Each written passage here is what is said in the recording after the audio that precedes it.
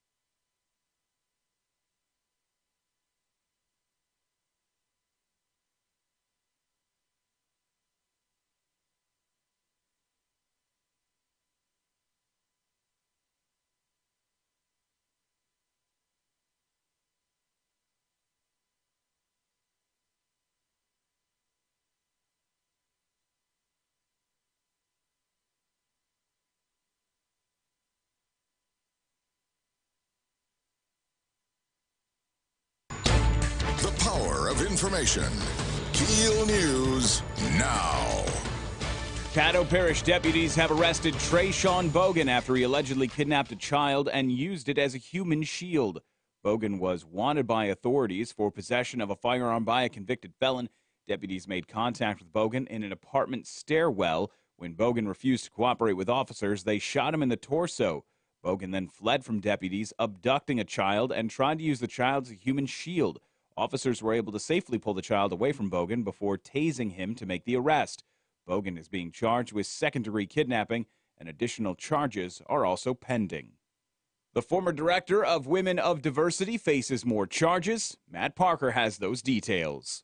Brenda Hills, former executive director for Women of Diversity, faces multiple new charges for allegedly misappropriating funds from the nonprofit. According to the Bossier Sheriff's Office, Hills allegedly took nearly $9,000 from the Recovery Center's bank account to make personal purchases. Hill was originally arrested last week and charged with 88 counts of monetary instrument abuse. She now faces 1 count of racketeering and 11 counts of felony theft. Her husband, Jimmy Hills, has also been arrested and charged in the case. From 101.7 FM and 710 KEEL, I'm Matt Parker. Shreveport police are looking for a gunman who shot and killed a man in the Martin Luther King neighborhood late Wednesday night.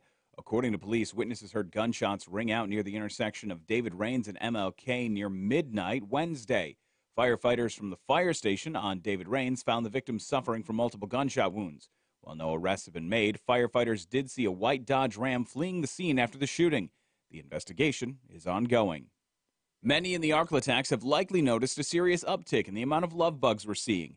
LSU Shreveport Associate Professor of Biological Sciences Beverly Burden says the relatively mild summer can be to blame for this. She says these last few months are wetter and cooler than we typically see this time of year. And it's especially the precipitation that is the major factor in the population explosion of the love bugs. The adult females like to lay their eggs in very moist soil. She reminds motorists to take extra care of your cars during this time because they can cause extreme problems. Their bodies have an acidic pH, so they work like an acid, and that's not good for the finish of your car. In high enough numbers, they can clog the radiator and cause the engine to overheat.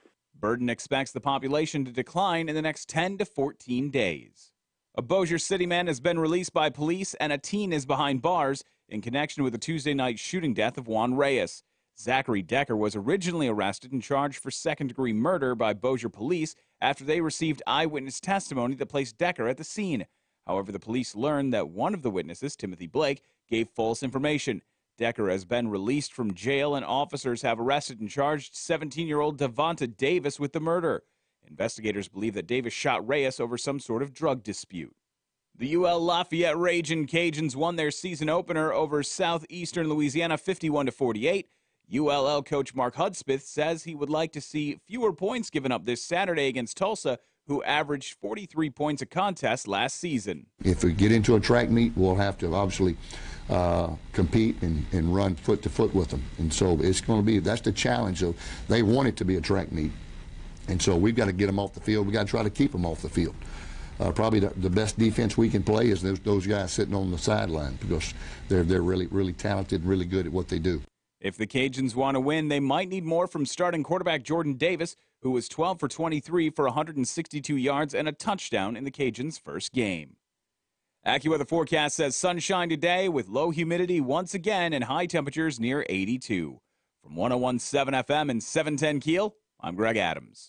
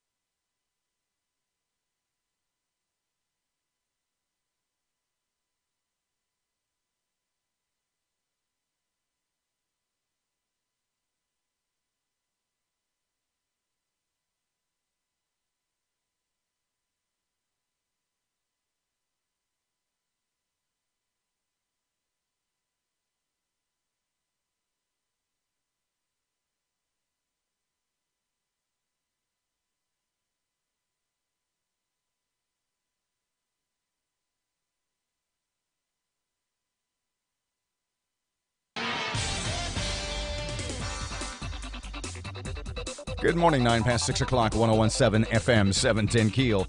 Thursday morning traffic time. Starting us off, here's Rapid Ruben.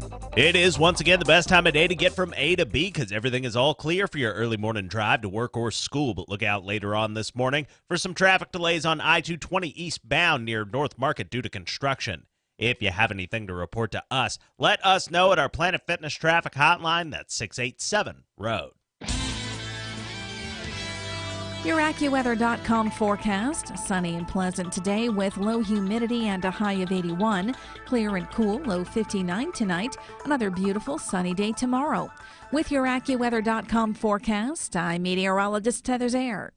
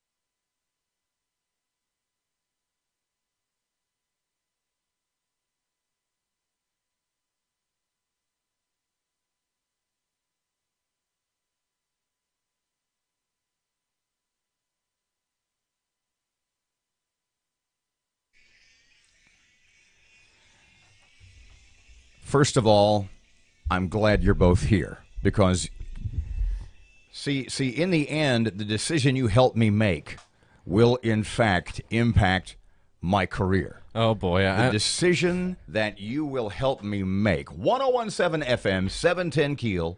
The Keel app is an awesome download presented by Office Furniture Source. Robert J. Wright and Erin McCarty. Miss McCarty is away until Monday, but Greg Adams and Matt Parker are here. So we kind of talked about this yesterday.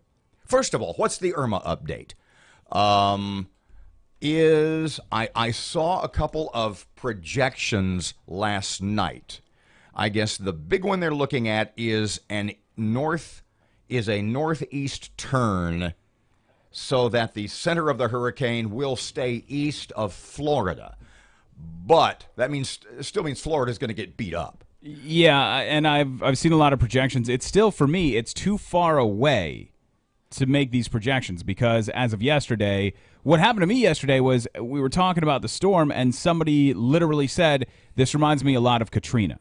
The way that Katrina came in and everyone said, oh, it's going to turn up, it's going to take this hard north turn.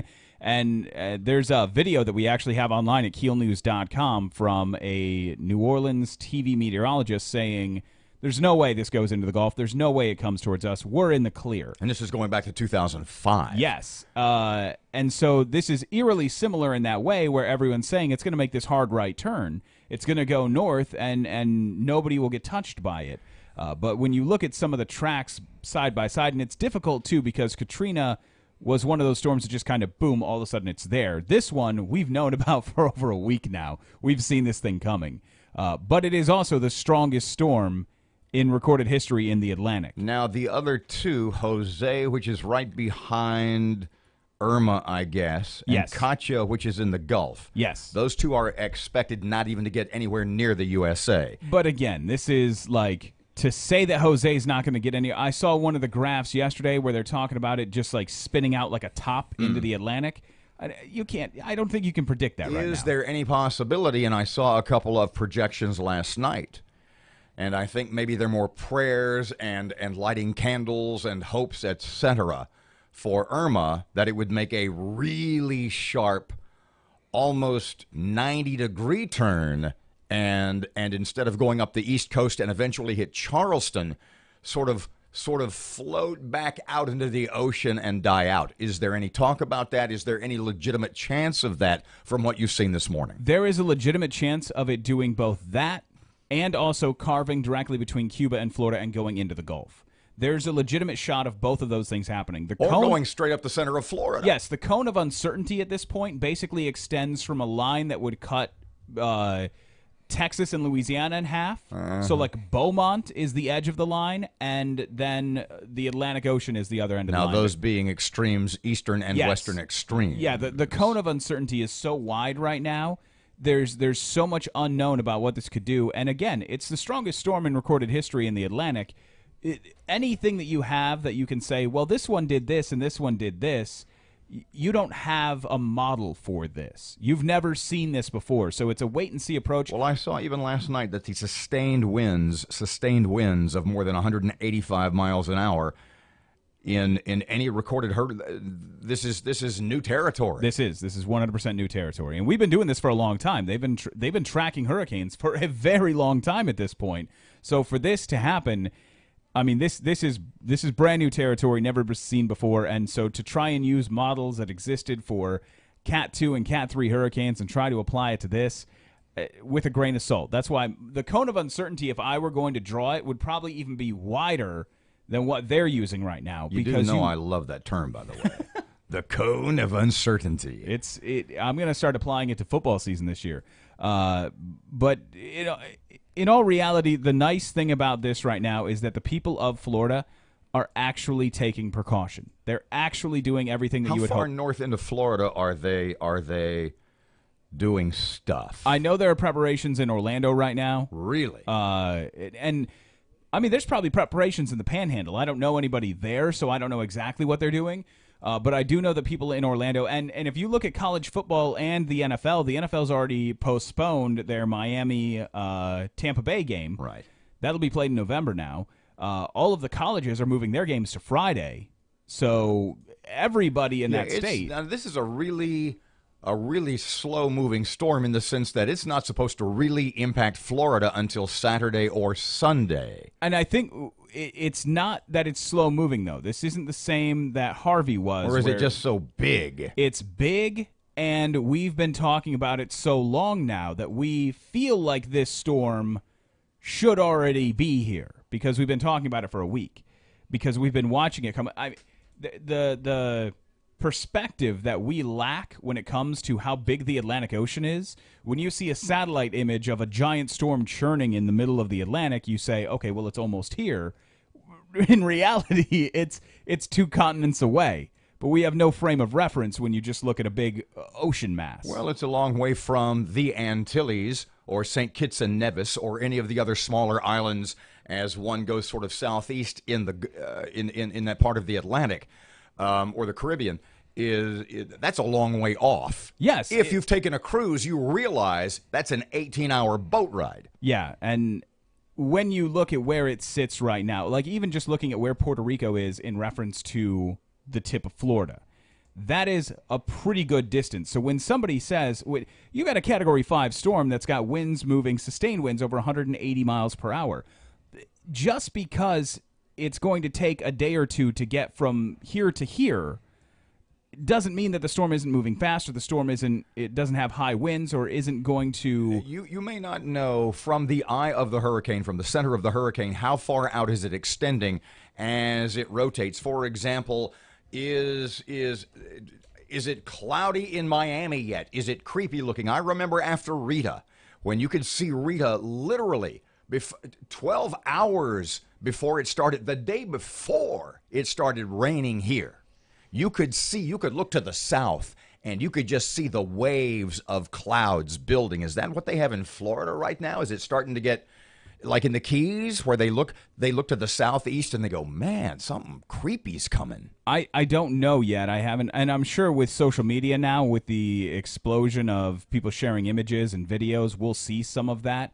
But right now, what you have is a storm that is about 1.5 times wide as the state of Florida is.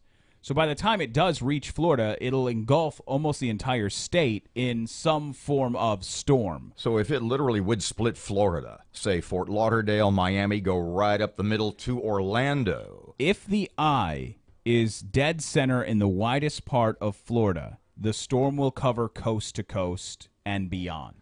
19 past 6 o'clock, 1017 FM, 710 Keel. I asked you guys a couple of seconds ago, I need your advice. And you can only imagine what sort of desperate situation I must be in that I would seek your counsel. Go ye not away. I will get your opinions on what could happen on this show, not only this morning, but in fact for the next 4 or 5 days. Your career, my career, could be in your collective hands. 19 past 6, traffic update. Here's Ruben on Keel. Everything's still running nice and smooth for your early morning drive to work or school, but look out later on this morning for some traffic delays on East Texas Street near Swan Lake Road in Bossier City. If you know something we don't, accidents, hazards, or closures, give us a call at our Planet Fitness traffic hotline, 687-ROAD.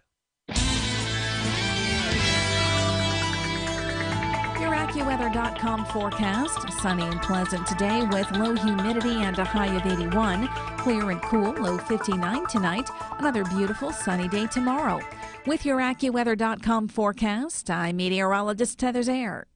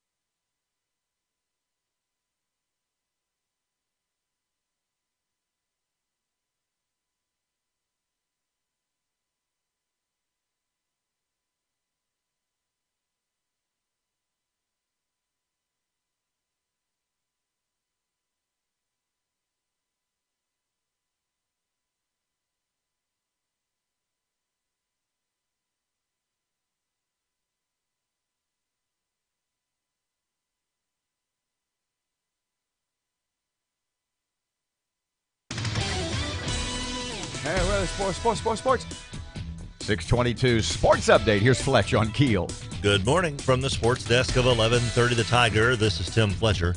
The 2018 Louisiana Sports Hall of Fame class was unveiled Wednesday afternoon. 6-time Pro Bowl wide receiver Reggie Wayne, 18-year Major League Baseball veteran Russ Springer, 2-time Super Bowl champ Brandon Stokely, and former NBA champ and 2-time small college All-American at Grambling Larry Wright headlined the class that also includes Notre Dame high school football coach Lewis Cook, college tennis coach Jerry Simmons, former Bassmaster champion Jack Haynes, and the late Paul Candies, an International Drag Racing Hall of Famer as well. The NFL season kicks off tonight in Foxborough, Massachusetts. The Super Bowl champion Patriots host Kansas City. Kickoff right at 7:30. The Rangers split a doubleheader in Atlanta, winning the opener 12-8 before losing the nightcap 5-4 to remain 2 games out of the wild card race with 23 games to play.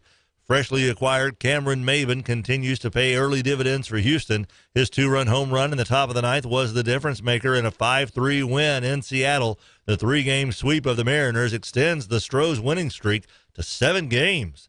From the sports desk of 1130 The Tiger, this is Tim Fletcher.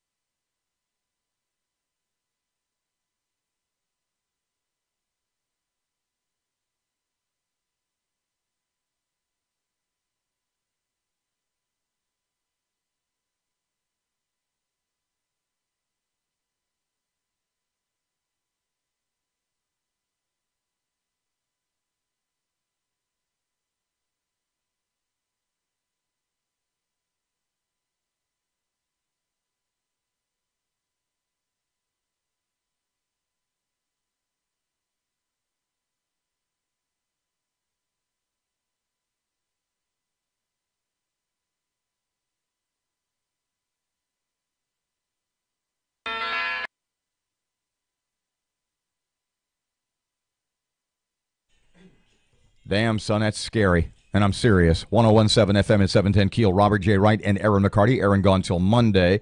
Greg Adams, Matt Parker, both lending an able hand. Hello. Thought about you last night. Oh, boy. So I was driving down the road, and I heard this thwap, thwap, thwap, constant whacking of mud bugs against my car. And I thought, love bugs. And what did I say? Mud bugs again? Never mind. I'll come back to it. I keep screwing that up. I had a joke there, and there's no sense trying to salvage it. You can't throw it the humor lifeline. It's way too late. I'll try it next hour. I've been doing that for like 2 weeks. Get you a sticky pad.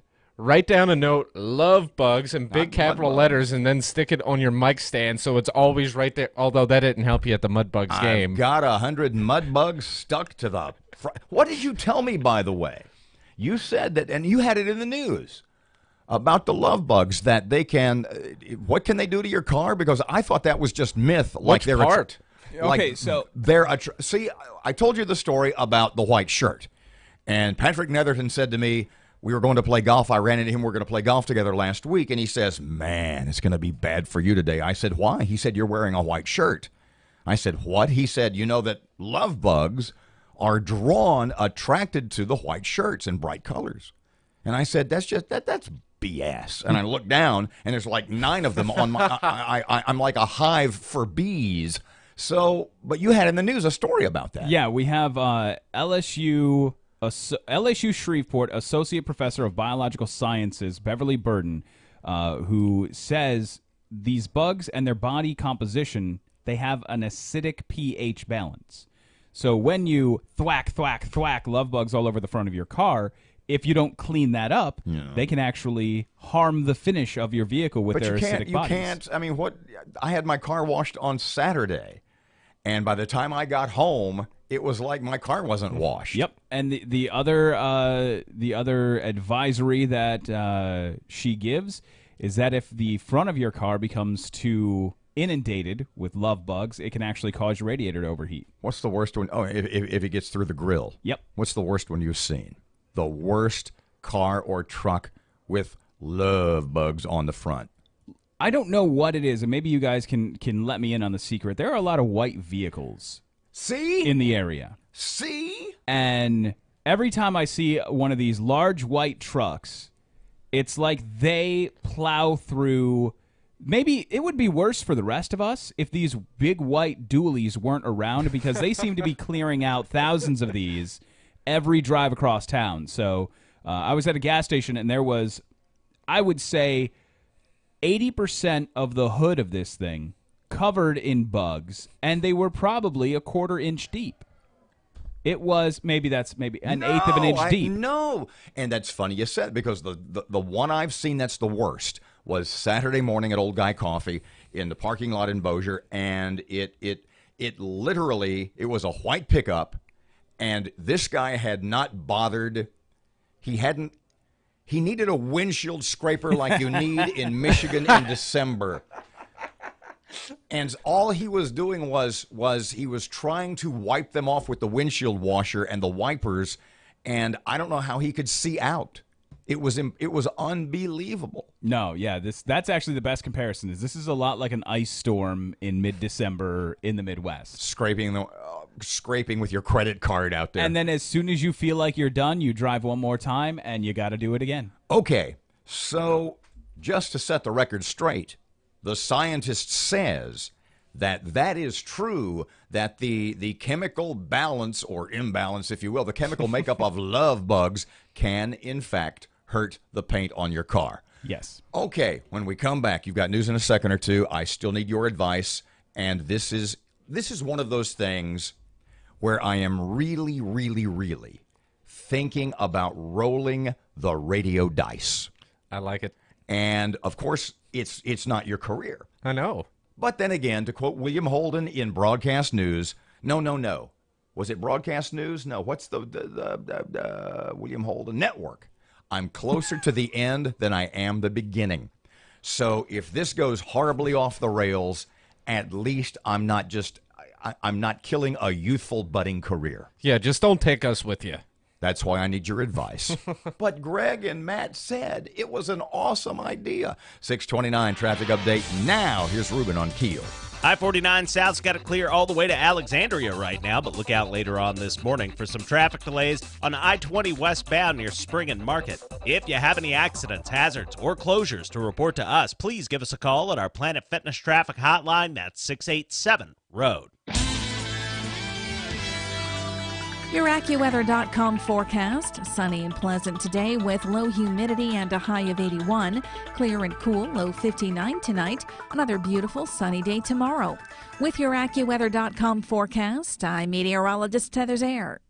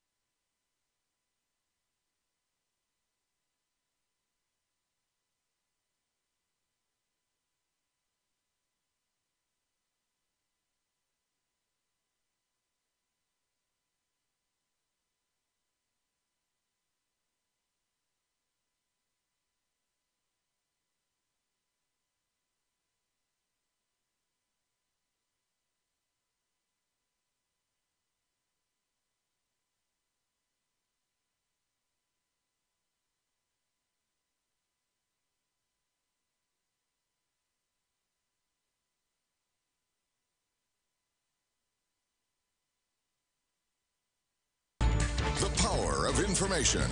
KEEL News now. Many in the Arklatex have likely noticed a serious uptick in the amount of love bugs we're seeing. LSU Shreveport Associate Professor of Biological Sciences Beverly Burden says the relatively mild summer can be to blame for this. She says these last few months have been wetter and cooler than we typically see this time of year. And it's especially the precipitation that is the major factor in the population explosion of the love bugs. The adult females like to lay their eggs in very moist soil. She reminds motorists to take extra care of your cars during this time because these bugs can cause extreme problems. Their bodies have an acidic pH, so they work like an acid, and that's not good for the finish of your car. In high enough numbers, they can clog the radiator and cause the engine to overheat. Burden expects the population to decline in the next 10 to 14 days. A man arrested for using a child as a human shield. Matt Parker has the details.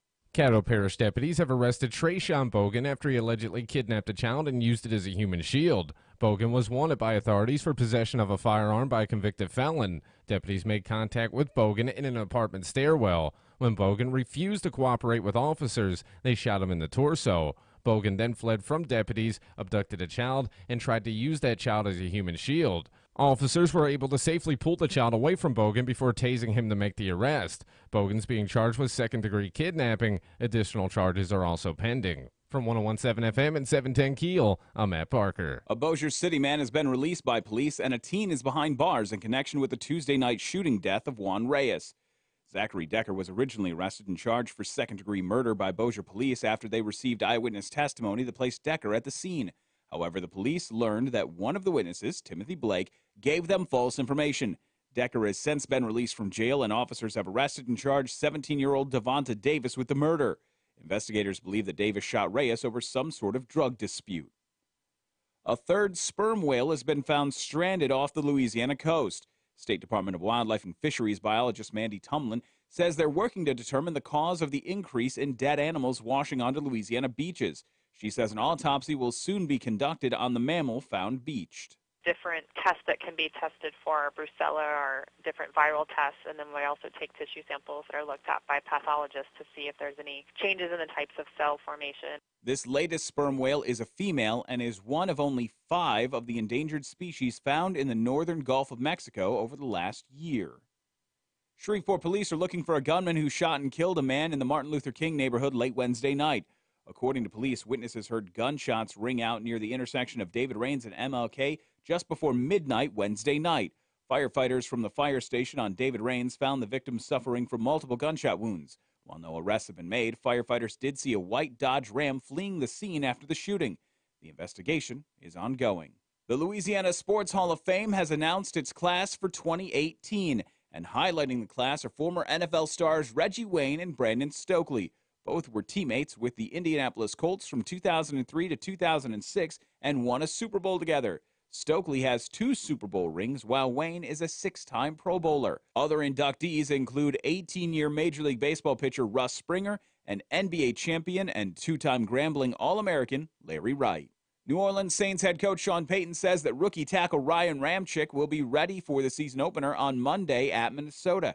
Payton says receivers Tommy Lee Lewis and Brandon Coleman will play a lot, especially since Willie Snead will miss the first 3 weeks because of a suspension for a DUI. AccuWeather forecast says sunny today, another day of low humidity, high temperatures near 82. For 101.7 FM and 710 Keel, I'm Greg Adams.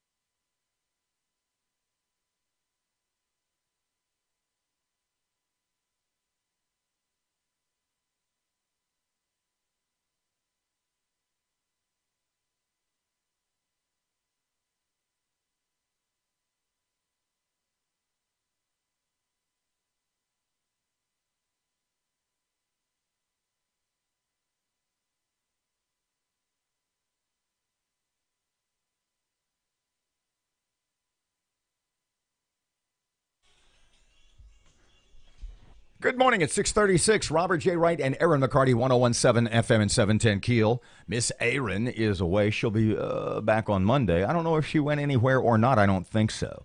I don't know. She sort of laid low. Mine kind of. See, I was going to go to New Orleans last week.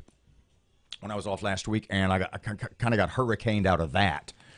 And then later in the week, I thought, well, later in the week, I'll go to Dallas for a couple of days. And by the time I thought about that, it was already raining in Dallas. So it was just bad timing all the way around. Cluster. Speaking of Steven Jackson, Caddo Commission president, did I see that right? That he wrote an op-ed for the Times? He did. And he says the arena is a bad idea. Did I see that right? That's pretty much the gist of it, yeah. I don't have the story in front of me, but basically he was saying that we have this problem and these issues to deal with. Maybe the arena shouldn't be top of mind. Did you watch the Tim Brando video? I did not. We need to pull that up. And later this morning, maybe in the 7 o'clock hour early on, play a segment. It's about a 4 or 5 minute pitch by Tim Brando saying that this is a pretty good idea. What's the website? Slam Dunk for Shreveport? Yeah. And Timmy B does, it's a very persuasive 3 or 4 minute video and makes a lot of sense. And I will liken for the moment Mr. Jackson's objections to the arena very similar to, in some instances, like Michael Carter, the police union guy, saying, look, you want to borrow $30 million to build an arena, policemen need salary increases. And Jackson, you want to spend $30 million on an arena, we've got way other problems, infrastructure, etc. But one doesn't really have anything to do with the other, in the sense that, and let's focus on Michael Carter for a second, and police raises. Let's say Matt owns a business, and you go to the bank and say, I want to borrow $30 million. What do you want $30 million for? I want to buy a whole bunch of new trucks and expand the business, and it'll be great. And the bank will go, okay, you're a pretty good risk, and you'll get return on your money, or in this case, our money. Where on the other hand, you can't go to the bank and say, I want to borrow $30 million, and they say, what for? And you say, I want to give my employees raises. That ain't how banking works. That's not how loaning money works. 639, 101.7 FM, 710 Keel traffic update. Ruben is rapid. It is once again the best time of day to get from A to B because everything is all clear for your early morning drive to work or school. But look out later on this morning for some traffic delays on I-220 eastbound near North Market due to construction. If you have anything to report to us, let us know at our Planet Fitness traffic hotline. That's 687-ROAD. Your AccuWeather.com forecast, low humidity and sun today, high 81, clear and cool, low 59 tonight, sunny and beautiful again tomorrow. With your AccuWeather.com forecast, I'm meteorologist Heather Zayer.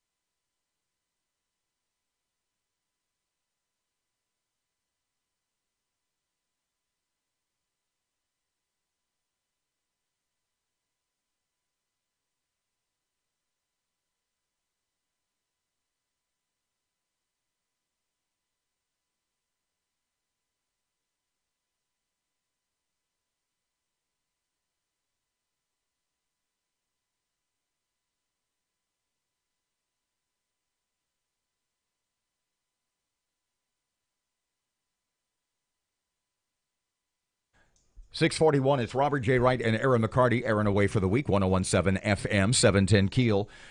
Shreveport Security Systems text line, awaiting your thoughts and concerns.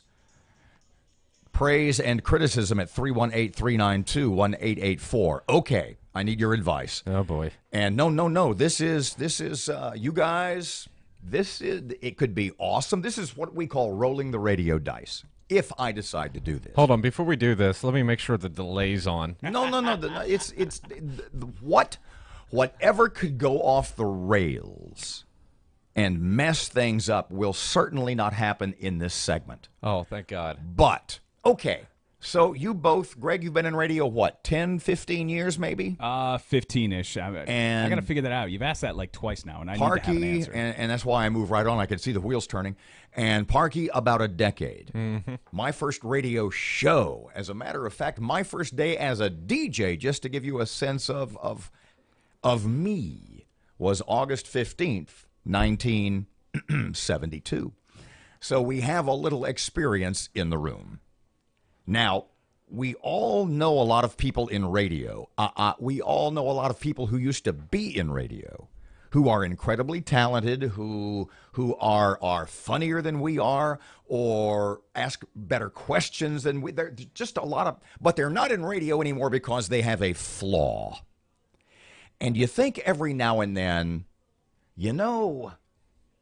this guy would be perfect for this segment, except for one reason. He has that flaw. And remember the guy that we called, that I knew from up in Grand Rapids, Bill Simonson? Oh, yeah. The sports guy? Mm-hmm. And we had him on the radio one day. He was horrible. He was horrible. And it was like, see, because, for example, Fletcher is on till 10 now. Mm-hmm. And he said to me yesterday, he said, I miss you coming in and hanging out at 9. When he was on till 9, I'd go in and hang out and eat donuts. And he says, we miss you coming in at 9. I said, well, you're on the radio till 10 now. He said, well, just come on in and hang out on the radio. But it's hard for me to do that because I'm used to being the hub of the wheel. So I would end up interviewing him. If you have somebody on the radio as a guest who's used to not being a guest, sometimes they don't know when to shut up. So you ask him a question. That was the trouble with Bill. You ask him a question, he did 4 minutes. I don't need 4 minutes. I need 45 seconds. Now, you remember my friend, and this is where we've got to discuss this, and I'm being serious. You know where I'm going. I think I do, yeah. I've got a friend who lives in West Palm Beach, in Florida, in the target line of Hurricane Irma, and his name is Danny. And Danny has been out of radio for 5 or 6 years because Danny has, well, here, hold on. I did a couple of screenshots from Danny. You've heard me talk about Danny before. I have. Danny's freaking crazy. Now, Danny would be an awesome guest, maybe, except for what I just mentioned, Danny's freaking crazy. So here's a couple of Here's a couple of Danny Facebook posts last night. Just my luck. Now remember, he lives in West Palm, right? Here's what he puts on Facebook. Just my luck. Got a jury summons today. He's awesome. That to me is hysterically funny. Of course he didn't. They're in the path of a hurricane. But then, an hour later, in all seriousness, he puts up, I have general anxiety disorder, social anxiety disorder, and a preponderance of periodic panic attacks. Naturally, I'm glued to the Weather Channel. Now, I've got a good friend of mine who lives in West Palm Beach in the path of Hurricane Irma, who might be an awesome guest, who we could pick up the phone or I could text and we could call. And he could come on the radio and tell us exactly what he and his mom lives down there too. He's going to ride it out. They're not leaving. They are boarding up their respective houses and they are not leaving. Now, we could pick up the phone and call this guy. I could text him, say, what are you doing, 8 o'clock hour, whatever. And he'd most likely do it unless he's outside working. Except for one thing. He's crazy. And you don't know what you're going to get. So we've got a guy in West Palm Beach, Florida, in the path of the hurricane, who could be an incredible guest if we get him on his meds. If we don't, it could be a train wreck. Remember now, Danny's not in radio. He was a major market morning guy. He was in Toronto and Cleveland and a couple of Kansas City for a while. Big market morning guy. But he's been out of radio for 5 or 6, 7 years because he's that guy that when he's off his meds, everything's a fight. There is no, what did you say yesterday? He can't pick the hill to die on. Everything is a fight to the death. If you park in his parking space, there's going to be a fist fight. If everything to him is a war to the death. But he could be awesome. He might be amazing. Or it could be total radio disaster. What do you think? Oof. Well, see, I know his full backstory. Greg's just going off the shorthand version that you just told him. Okay, about now. I just got talked in and out of it like 4 times, so I don't know where I stand right now. I myself am confused. I should do videos for the arena. So Danny is the angriest man in the world. I mean, in his world, everybody, in fact, that was basically his radio act. Everybody was dumb and fat and ugly and stupid and fill in the blank except for him. And then when he finally just ran out, they didn't want him around anymore. I mean, he became the post-heroin Lenny Bruce in the sense that no jokes anymore, just a lot of anger and a lot of dissatisfaction. So what happened was he's out of a job and nobody will hire him. And he thinks the reason nobody will hire him is because nobody wants to hear the truth. Nobody wants to hear the truth. If people wanted to hear the truth, and I said, dude, your truth is ugly. You wear people out. Your truth is just this depressing, sad. But that's how anyway. I don't disagree. About a year ago, God, I've only got about 90 seconds. About a year and a half ago, Danny had a heart attack. And he was in the hospital. And in the midst of being in the hospital, he had another incident.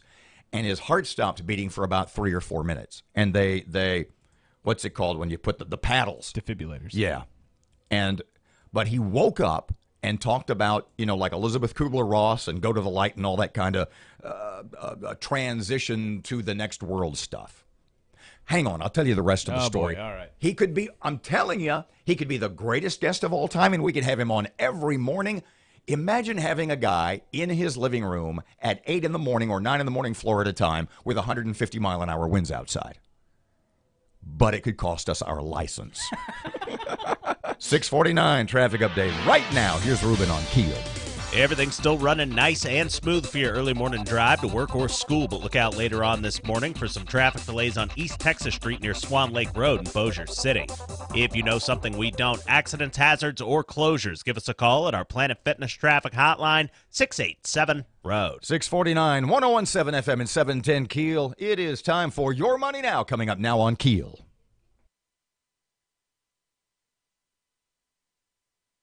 Your Money Now, coming up now on Keel. I'm Jennifer Kushinka with you.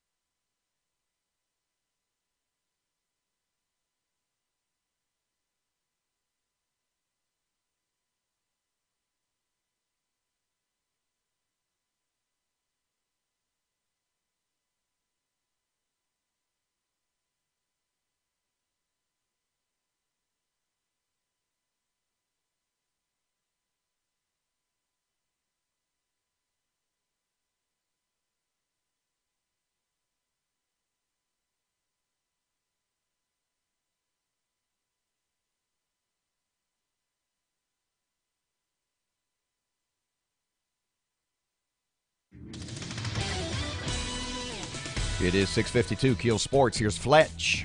Good morning from the sports desk of 1130 The Tiger. This is Tim Fletcher.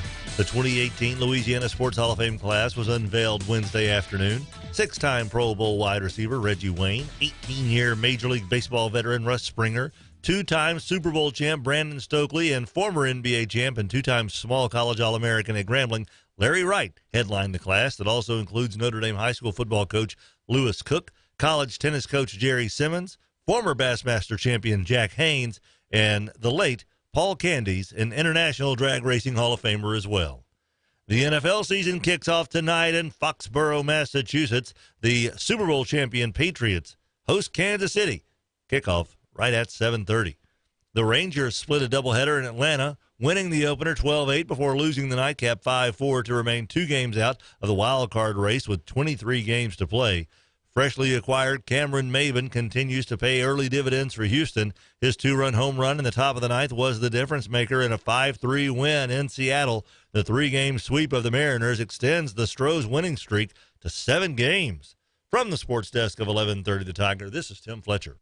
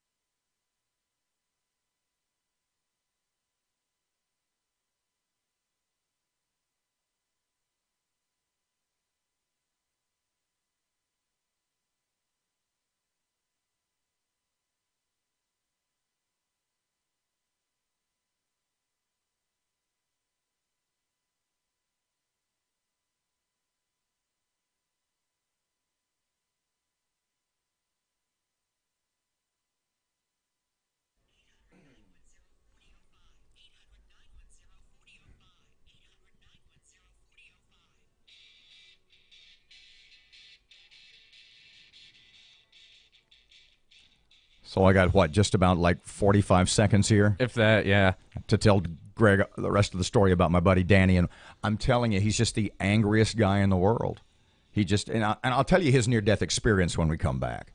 Because he saw the Lord and he decided to change. And just wait. I mean, it's an amazing. For the worse. He literally did. He died. He's one of those guys that died in the hospital and was revived. And he'll tell you, I saw the light. I looked down on my body on the table. He's got all of that story. And he says, and then when I woke up, I realized I was wasting my life. I was wasting my gifts, and I needed to turn my life around. But just wait till I tell you what he did. 6:56, here's Rush on KEEL. Is on the sidelines now, but that didn't stop him from mouthing off after Trump ended the DACA program. That's the unconstitutional amnesty Obama gave to people who came here illegally as children. In a lengthy statement, Obama said targeting these young people is wrong because they've done nothing wrong. He called Trump's actions cruel and self-defeating. Obama said this is about whether we are a people who kick hopeful young strivers out of America. Mr. Obama, you call this a political decision and a moral question, but it is a legal decision. It's a constitutional question. Before you decided to act politically to grant this amnesty, you yourself admitted you didn't have the constitutional authority to do it. But you did it anyway, knowing the Republican establishment wouldn't say anything and the drive-bys would applaud. The only thing Trump did was follow the Constitution, which stipulates that Congress makes our laws. And now that the president's given Congress 6 months to act before anything changes, they can reclaim their constitutional role in immigration law. Who gave tens of thousands of these hopeful young strivers false hope in order to satisfy cheap political objectives? That was you, Mr. Obama.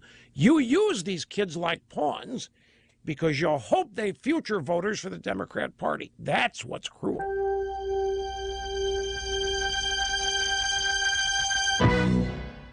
Business travel is a game of wins and losses. An open seat next to you on your flight, you win. A reclining seat in front of you, you lose. Buying your business trip at Upside.com, that is a triple win. You see, Upside has the absolute best available prices for flights, hotel, and rental cars.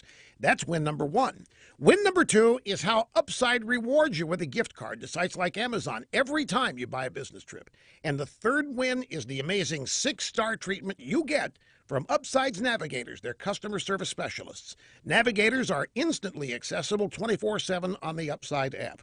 And right now, you go to Upside.com and use the code USA, and you'll get a minimum $100 gift card to Amazon.com when you buy your next business trip.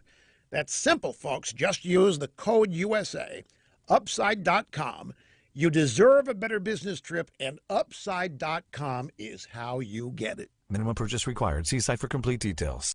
A stalled vehicle has things backed up on I-20 eastbound from Spring Street all the way to 49. And as a result, it looks like I-49 northbound is backing up as well. If you have anything to report to us, accidents, hazards, or closures, give us a call at our Planet Fitness traffic hotline, 687-ROAD. Your AccuWeather.com forecast, low humidity and sun today, high 81, clear and cool, low 59 tonight, sunny and beautiful again tomorrow. With your AccuWeather.com forecast, I'm meteorologist Heather Zayer. Breaking news and trending talk. This is 101.7 FM and 710 KEEL. KEEL, Shreveport.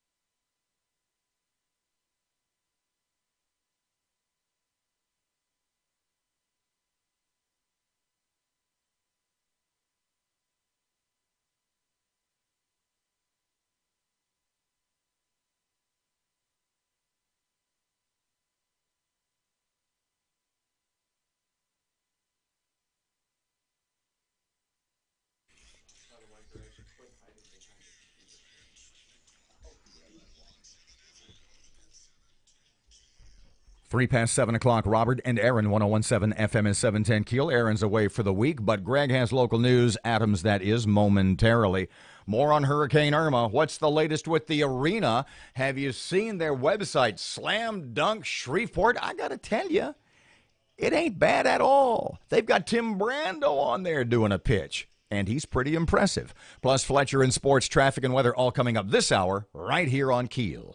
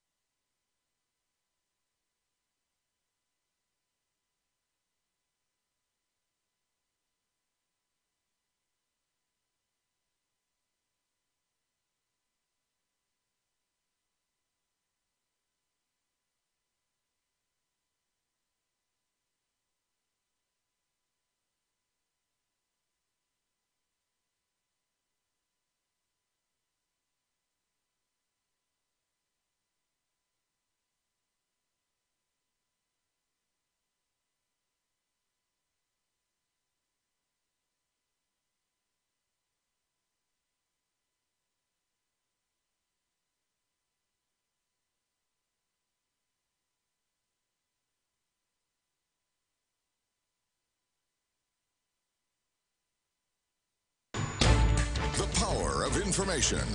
KEEL News now. A Bossier City man has been released by police and a teen is behind bars in connection with a Tuesday night shooting death of Juan Reyes.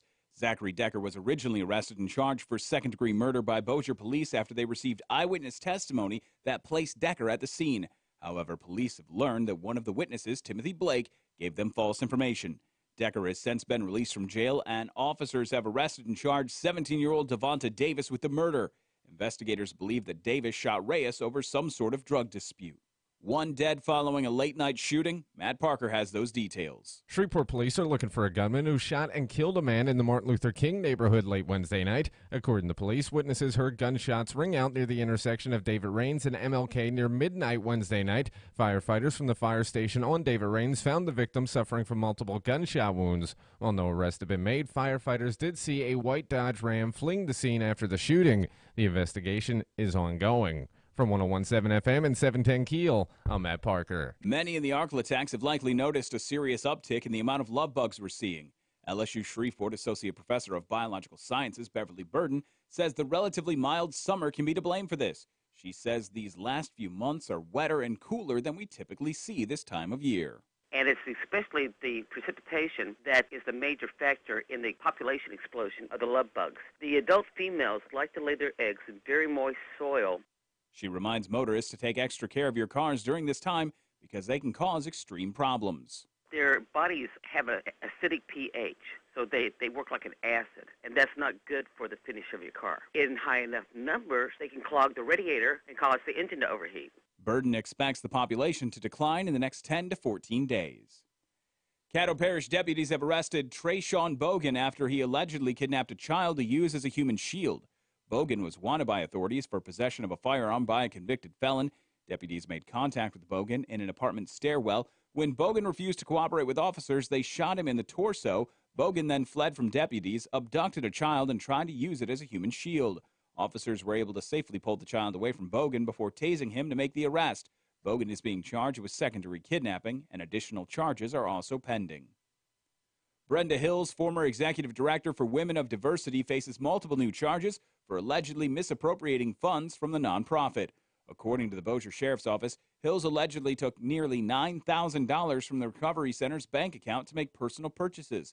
Hill was originally arrested last week and charged with 88 counts of monetary instrument abuse. She now faces 1 count of racketeering and 11 counts of felony theft. Her husband, Jimmy Hills, has also been arrested and charged in the case. New Orleans Saints head coach Sean Payton says that rookie tackle Ryan Ramczyk will be ready for the season opener on Monday night in Minnesota. Payton also says receivers Tommy Lee Lewis and Brandon Coleman will see a lot of playing time, especially since Willie Snead will miss the first 3 weeks because of a suspension for a DUI. LSU's defense had a stellar performance in their shutout win over BYU on Saturday night, but LSU forced just one turnover in its 27-0 victory over BYU. Linebacker Devin White says the goal is to create multiple turnovers in every game. That's what Coach O want. When we in offense and defense battles with our own team, Darius Gates run the ball. When one person tackling, everybody got to go try to strip it. So, the more and the more we do that, when it comes to the game, it should be easier. And I feel like, we kind of got away from that Saturday because we weren't doing a lot of strip attempts. Myself personally, I tried to strip the ball a lot, but it needs to be a team thing. And once we get that, we're going to get the ball. That one turnover was created by Shreveport native and former Cavalry star Greedy Williams, who intercepted his first pass. Williams even heard from former LSU Tiger and another Shreveport native, Tre'Davious White, after the game. LSU's next game is Saturday against Chattanooga. Kickoff is 6:30. You'll be able to hear the game on our sister station, 1130 The Tiger. That's 1130 a.m. KWKH across Shreveport and Bossier. AccuWeather forecast says sunshine today, low humidity once again, and highs near 82. For 101.7 FM and 710 Keel, I'm Greg Adams.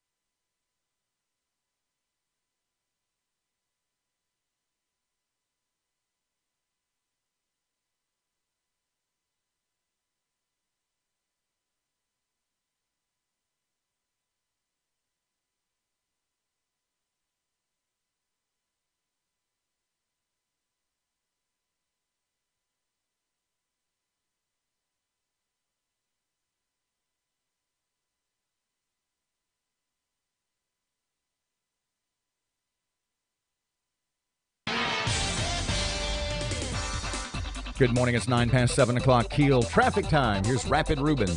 The intersection at Linwood Avenue and West 70th Street dealing with some slow-moving traffic right now. And we're still keeping an eye on some backed-up traffic on I-20 eastbound near Spring Street due to a stalled vehicle. If you have anything to report to us, accidents, hazards, or closures, give us a call at our Planet Fitness traffic hotline, 687-ROAD. Your AccuWeather.com forecast, low humidity and sun today, high 81, clear and cool, low 59 tonight, sunny and beautiful again tomorrow. With your AccuWeather.com forecast, I'm meteorologist Heather Zayer.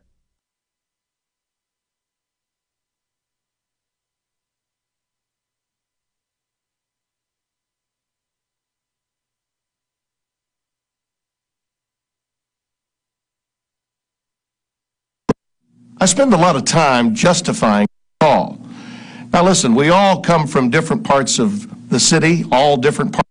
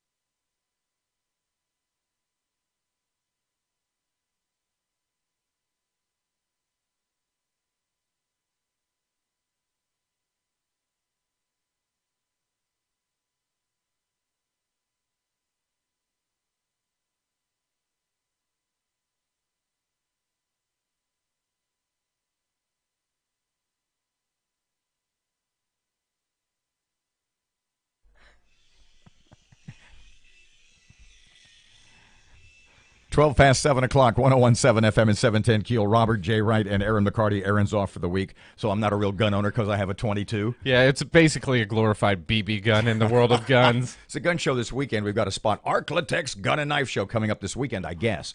And I said, I love gun shows. And Matt says, you're not even a real gun owner. You own a 22 pistol. There is a website, and it's, what is it? Slam Dunk for Shreveport.com. And obviously, it is a we need to get this arena built, and here's reasons why we should build it website.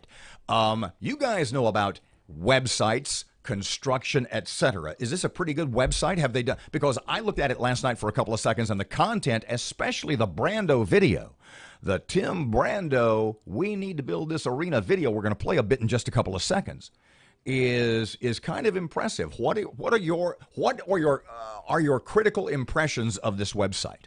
It's put together very well. The website is actually aesthetically pleasing. It has all the content that you would look for in a site like this. And actually, I haven't looked at it on mobile yet, but if this is a mobilely responsive website, incredible. They hired a company, a major local advertising firm or whatever, to put all their stuff together. That's why it's so good. But it is well done. It is. If they can handle the bandwidth and traffic, I've had some issues getting on it a couple of times. But does that mean that it's getting a lot of traffic, a lot of, as we say, unique views? Or they could be having some server issues. I don't really know. But other than the issues actually getting the website to work. From a content point of view, does it make, in your mind, a good case for the mayor's case and the city's case that this is a good building, this $30 million arena that this company coming in, Corporate Realty, is that it, from Birmingham, coming in with $125 or $30 million of their own? Does it really sort of sell? Does it sell either on you? See, most people, this goes back to what we talked about earlier in the week. Do you think most people in Shreveport really think it's a bad idea? Or something's on your mind? No, I don't think that most people in Shreveport think it's a bad idea. I don't think that's what it is. I think Matt was right when he said that it's not the idea that people hate. It's the people that are tasked with executing it. And I don't think when Matt said that, at least the way I interpreted it, and if I am misspeaking about what you meant, tell me. But talking to other people and quoting you to them, they go, yes, that's it. Louis Avallone, when he was here on Tuesday with Steve Parr, and he had written the op-ed in the Times that basically said, and we'll play a bit of the Brando thing in a second, and it's basically that same theme. Come on, Shreveport, let's not be so negative about ourselves. And what Matt so articulately said was, it's not really that Shreveport is negative about Shreveport, it's that we don't necessarily trust the city. And I don't think you meant specifically the Tyler administration. No. It's just some of the people over the past, you can go back as far as you want. Generation. Century. Yeah. They just, every time they get a golden goose, somehow they end up strangling it before it gives any eggs. In other words, it's not necessarily the idea, it's the people who are hired and or elected to implement the idea, or maybe more specifically to actually do the deal. Yeah. It seems like the city has a history of doing bad deals. Well, and this is why I really want to hear more from the guys with Corporate Realty, because when they first stepped to the podium at the city council meeting, and they brought the examples that they have done, and they talked about their plan and their idea, and these guys seem like they know exactly what they're doing, which seems to be something, as we just talked about, seems to be missing from the equation. How many times have you and I said to each other, have we said on the radio, you've got this company from Birmingham, this is their job, this is their business. They're not in business to lose money, to throw money away. And what is it they see about the potential, the opportunity for this market that maybe we don't see the forest for the trees? What is it they know? What feasibility study, what study have they done about the demographics, etc., that makes them willing to invest $125 million in our community? And beyond just losing money, they can't, if they're going to go to the next town, if they're going to go to the next city where they want to do this, And they get in front of the city council meeting and they say, we've done this in Dallas, we've done this in San Antonio, we've done this in Birmingham, and we tried it in Shreveport, but it didn't work. Exactly. They can't do that. They don't want somebody down the line saying to them at their next presentation or the presentation after, but what about Shreveport? Yeah, but they cannot have a yeah, but right now. Okay. We've got about how long is the Brando? 2.5 minutes. Let's go with Brando. This is the Tim Brando video. The website is slamdunkforshreveport.com. I spend a lot of time justifying to a number of people why I live in my hometown. The strange part is that most of the people that are asking that question are from my hometown. Maybe you need to leave for a little while to come back to truly appreciate it. I know this for me. Raised in 1956 at birth in my hometown, Shreveport, Louisiana, I loved everything about it. It seemed that anything that I wanted at any given time was at my beck and call. Now listen, we all come from different parts of the city, all different parts of life, and I don't presume to walk in anyone else's shoes. I will say this project is not about us, it's not about my generation, it's about our children and our children's children. Building an economic base that will allow the millennials, this generation, an opportunity to live and thrive and grow in the Shreveport metropolitan area. This is what we know. We know that New Orleans believes in Shreveport for the NBA G League. We know that Tom Benson believes in us.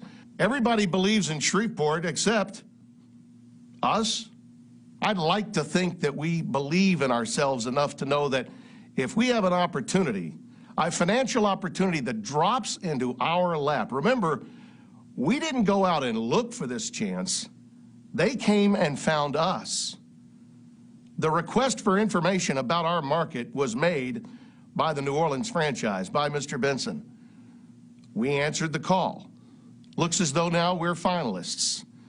To allow this to go to Pensacola, Florida would be a sad commentary on what we think of ourselves and what we think of our children's opportunities here and our children's opportunities here. Now, years ago, before there was a Grand Ole Opry, there was a Louisiana hayride. There were a lot of chances back then.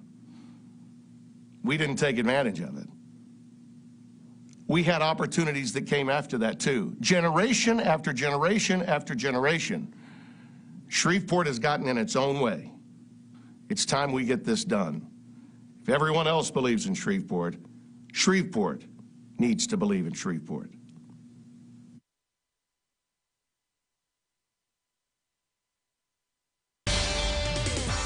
101.7 FM and 710 Keel. Time to take a look at traffic with Ruben. The intersection at Linwood Avenue and West 70th Street is dealing with some slow-moving traffic right now. And we're still keeping an eye on some backed-up traffic on I-20 eastbound near Spring Street due to a stalled vehicle.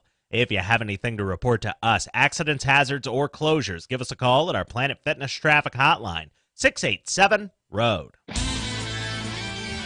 Your AccuWeather.com forecast. Sunny and pleasant today with low humidity and a high of 81. Clear and cool, low 59 tonight. Another beautiful sunny day tomorrow. With your AccuWeather.com forecast, I'm meteorologist Heather Zaire.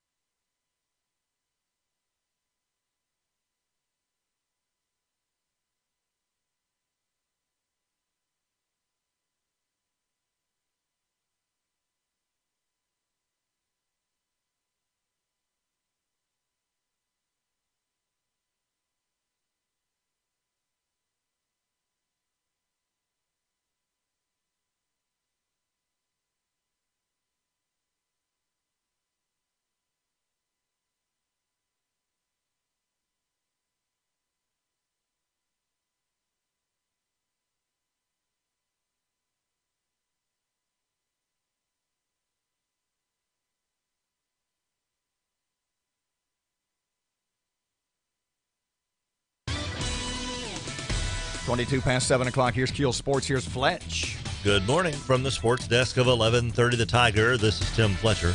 The 2018 Louisiana Sports Hall of Fame class was unveiled Wednesday afternoon. 6-time Pro Bowl wide receiver Reggie Wayne, 18-year Major League Baseball veteran Russ Springer, 2-time Super Bowl champ Brandon Stokely, and former NBA champ and 2-time small college All-American at Grambling Larry Wright headlined the class that also includes Notre Dame high school football coach Lewis Cook, college tennis coach Jerry Simmons, former Bassmaster champion Jack Haynes, and the late Paul Candies, an International Drag Racing Hall of Famer as well.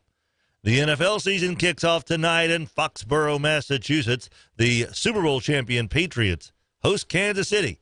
Kickoff right at 7:30. The Rangers split a doubleheader in Atlanta, winning the opener 12-8 before losing the nightcap 5-4 to remain 2 games out of the wild card race with 23 games to play. Freshly acquired Cameron Maven continues to pay early dividends for Houston. His 2-run home run in the top of the ninth was the difference maker in a 5-3 win in Seattle. The 3-game sweep of the Mariners extends the Stros winning streak to 7 games. From the sports desk of 1130 The Tiger, this is Tim Fletcher.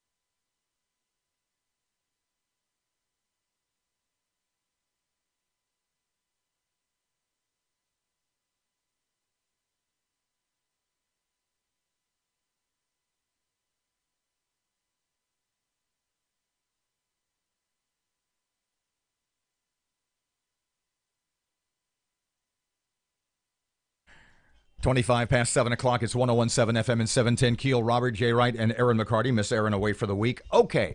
Greg Adams, you heard the Tim Brando pitch. Slam dunk for Shreveport.com. They had Tim Brando, Shreveport guy, nationally known sportscaster, CBS, now with Fox. What did you think of that pitch? So, Tim came on the air with us a few months ago. I was actually filling in for you with Erin, and Tim got on the air and essentially gave the same pitch that we just heard. And when I first heard this deal, I scoffed at it and kind of laughed at it. The way that, the majority of people, the average person. Oh, this'll never work here. Yes, that's right. I was not paying too much attention to it, just enough to be dangerous. And then Tim started making. What was it about the Brando pitch that sort of got the antenna going up a little bit? The more specific Brando pitch that he made on the air with us is he almost went line for line, team by team, because one of the first arguments against this was sports don't work in Shreveport. Here's a history of it. And he almost went team for team and said, this team didn't work because X, and had an answer for every single one of them. And like we were just talking about off the air, Tim does use a lot of fact-based. He's a very articulate guy when it comes to this because this because this, not this because my opinion. It's very, here's my response to it. And so when he started going line by line, and I wasn't here for the Battle Wings, I wasn't here for the first run of the Mud Bugs. See, the thing, and I've explained this on the radio, well, come to think of it, no, I haven't, because it involves a lot of people still around.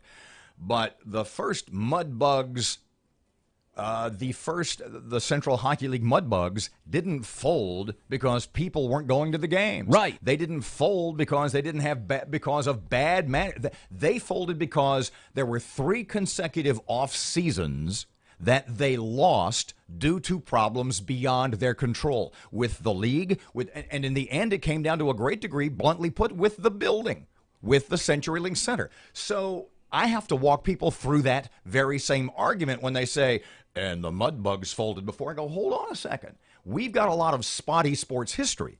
But on the other hand, if you break it down, if you've lost, say, theoretically 5 teams, there are 5 separate reasons. There is no common thread. Exactly, and that's what Tim pointed out. And Tim made an argument that I like. It's always one that gets me too. I'm a sucker for this one. I'm a total mark for the idea that we are better than we think we are. No matter what your line is, no matter if you're talking about the nation as a whole, humanity as a whole, or Shreveport-Bossier as a whole, we're better than we think we are. And sometimes it takes somebody pushing us a little bit to prove to ourselves that we can do something. And there's also something in the back of my mind where, I've got 1, 2 marks. Now if I can get a third, I'm going to support this kind of thing. I've got Brando convinced me on the sports teams. I've got the whole hook, line, and sinker deal on we're better than we think we are. And then the third one was the idea that when it comes to an economic standpoint, when it comes to Shreveport, the city is trying to improve itself. And people are saying, no, this isn't the way to improve yourself. But they don't come with an idea on how to otherwise improve the downtown area. What else could you do? If not this, then what? And there's been arguments of, well, there's better ways to spend $30 million. But the $30 million doesn't already exist. The $30 million only exists with the arena. Well, like I was talking about Michael Carter and we need salary increases for police. Okay, you're right, but you can't go borrow $30 million. If you own a business, you don't go to the bank and say, I need $30 million. The bank says, for what? Well, I want to give my employees raises.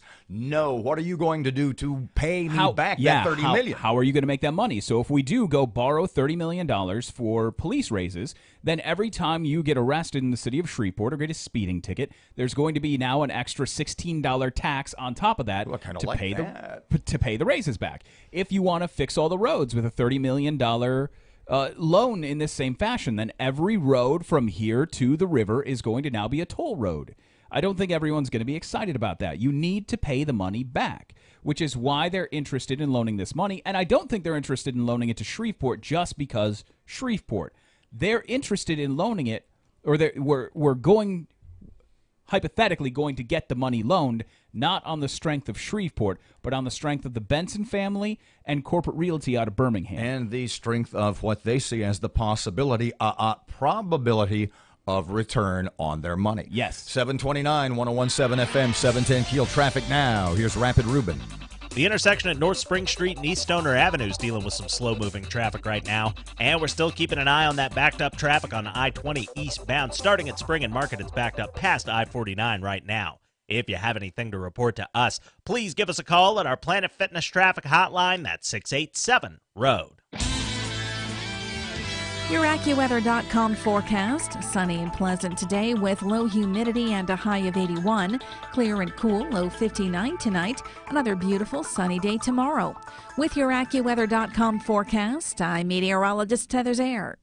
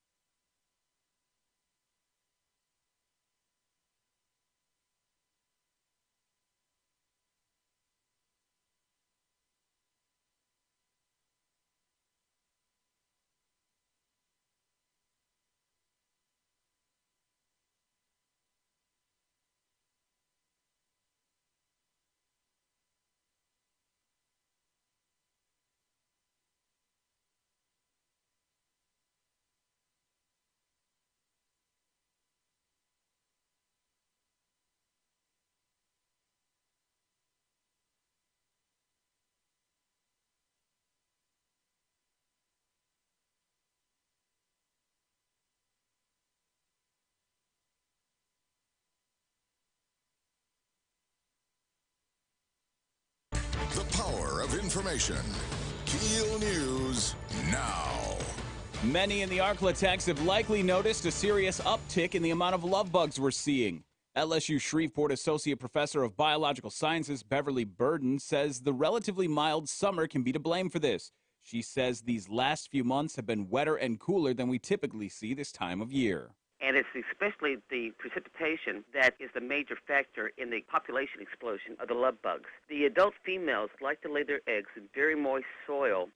She reminds motorists to take extra care of your cars during this time because these bugs can cause extreme problems. Their bodies have an acidic pH, so they work like an acid, and that's not good for the finish of your car. In high enough numbers, they can clog the radiator and cause the engine to overheat. Burden expects the population to decline in the next 10 to 14 days. A man arrested for using a child as a human shield. Matt Parker has the details. Caddo Parish deputies have arrested Trayshawn Bogan after he allegedly kidnapped a child and used it as a human shield. Bogan was wanted by authorities for possession of a firearm by a convicted felon. Deputies made contact with Bogan in an apartment stairwell. When Bogan refused to cooperate with officers, they shot him in the torso. Bogan then fled from deputies, abducted a child, and tried to use that child as a human shield. Officers were able to safely pull the child away from Bogan before tasing him to make the arrest. Bogan's being charged with second-degree kidnapping. Additional charges are also pending. From 101.7 FM and 710 KEEL, I'm Matt Parker. A Bossier City man has been released by police, and a teen is behind bars in connection with the Tuesday night shooting death of Juan Reyes. Zachary Decker was originally arrested and charged for second-degree murder by Bossier police after they received eyewitness testimony that placed Decker at the scene. However, the police learned that one of the witnesses, Timothy Blake, gave them false information. Decker has since been released from jail, and officers have arrested and charged 17-year-old Devonta Davis with the murder. Investigators believe that Davis shot Reyes over some sort of drug dispute. A third sperm whale has been found stranded off the Louisiana coast. State Department of Wildlife and Fisheries biologist Mandy Tumlin says they're working to determine the cause of the increase in dead animals washing onto Louisiana beaches. She says an autopsy will soon be conducted on the mammal found beached. Different tests that can be tested for brucella or different viral tests, and then we also take tissue samples that are looked at by pathologists to see if there's any changes in the types of cell formation. This latest sperm whale is a female and is one of only 5 of the endangered species found in the northern Gulf of Mexico over the last year. Shreveport police are looking for a gunman who shot and killed a man in the Martin Luther King neighborhood late Wednesday night. According to police, witnesses heard gunshots ring out near the intersection of David Rains and MLK just before midnight Wednesday night. Firefighters from the fire station on David Rains found the victim suffering from multiple gunshot wounds. While no arrests have been made, firefighters did see a white Dodge Ram fleeing the scene after the shooting. The investigation is ongoing. The Louisiana Sports Hall of Fame has announced its class for 2018, and highlighting the class are former NFL stars Reggie Wayne and Brandon Stokely. Both were teammates with the Indianapolis Colts from 2003 to 2006 and won a Super Bowl together. Stokely has 2 Super Bowl rings, while Wayne is a 6-time Pro Bowler. Other inductees include 18-year Major League Baseball pitcher Russ Springer and NBA champion and 2-time Grambling All-American Larry Wright. New Orleans Saints head coach Sean Payton says that rookie tackle Ryan Ramczyk will be ready for the season opener on Monday at Minnesota. Payton says receivers Tommy Lee Lewis and Brandon Coleman will play a lot, especially since Willie Snead will miss the first 3 weeks because of a suspension for a DUI. AccuWeather forecast says sunny today, another day of low humidity, high temperatures near 82. For 101.7 FM and 710 KEEL, I'm Greg Adams.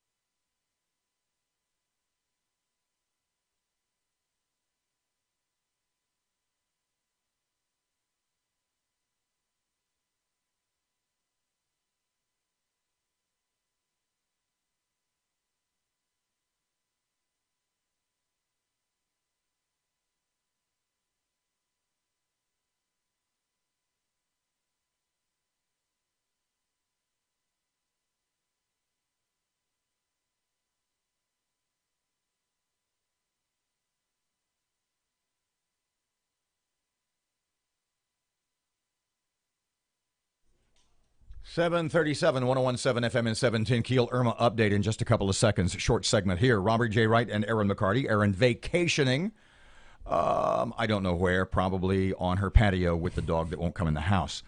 What does that say about her interior? The interior of her home, that the dog chooses to lie in the dirt outside. No, it's nicer out here.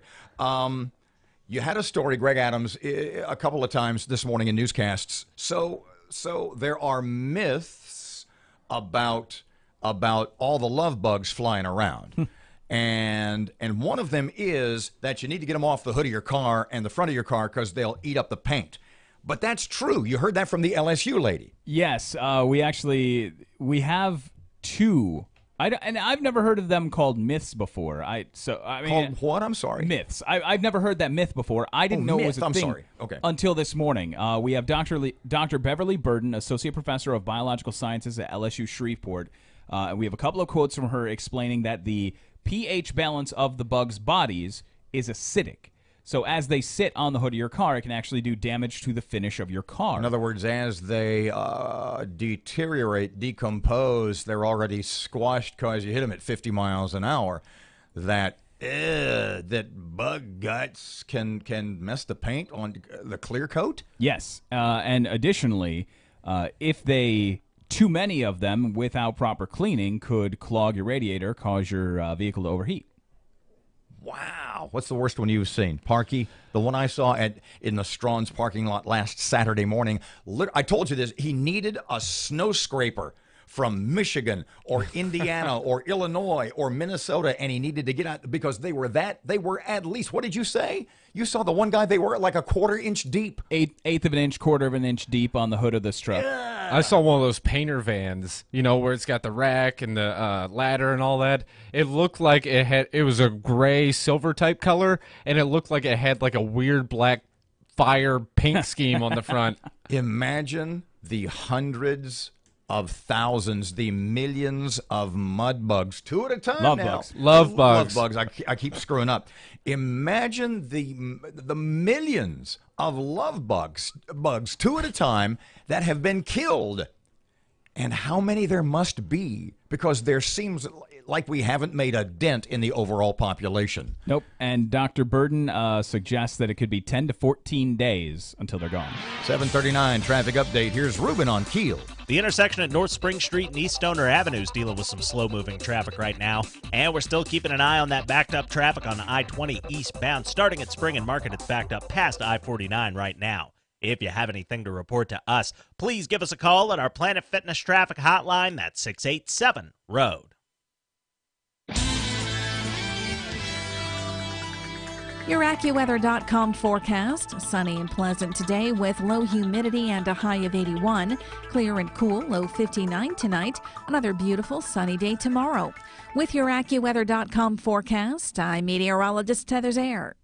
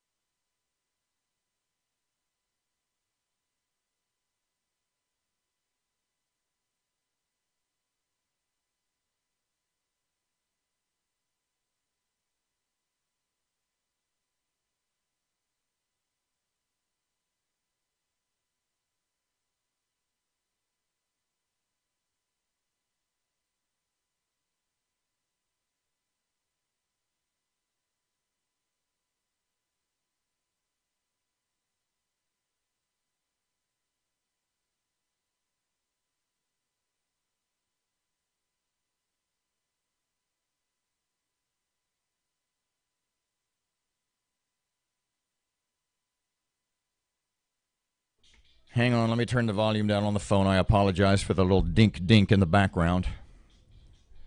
101.7 FM, 710 Keel. Robert J. Wright and Erin McCarty, 742. Greg Adams and Matt Parker here. Okay, the latest. What is the latest path for Hurricane Irma? So the cone of uncertainty that I just saw. I love that term. Is that an official term? I don't know. Honestly, because last week when we were talking, when we had the eclipse, I called it the tunnel of totality. And I realized that I had just made that up in my own head. But I like the cone of what? Uncertainty. Cone of uncertainty, which apparently is being used, but I don't think the National Hurricane Center officially calls it that. I think they call it a track forecast cone. You know what? If we just assume, if we sort of grandfather it in like we heard it somewhere else, oh, yeah, that's what the experts are saying. By the way, you told me something awesome.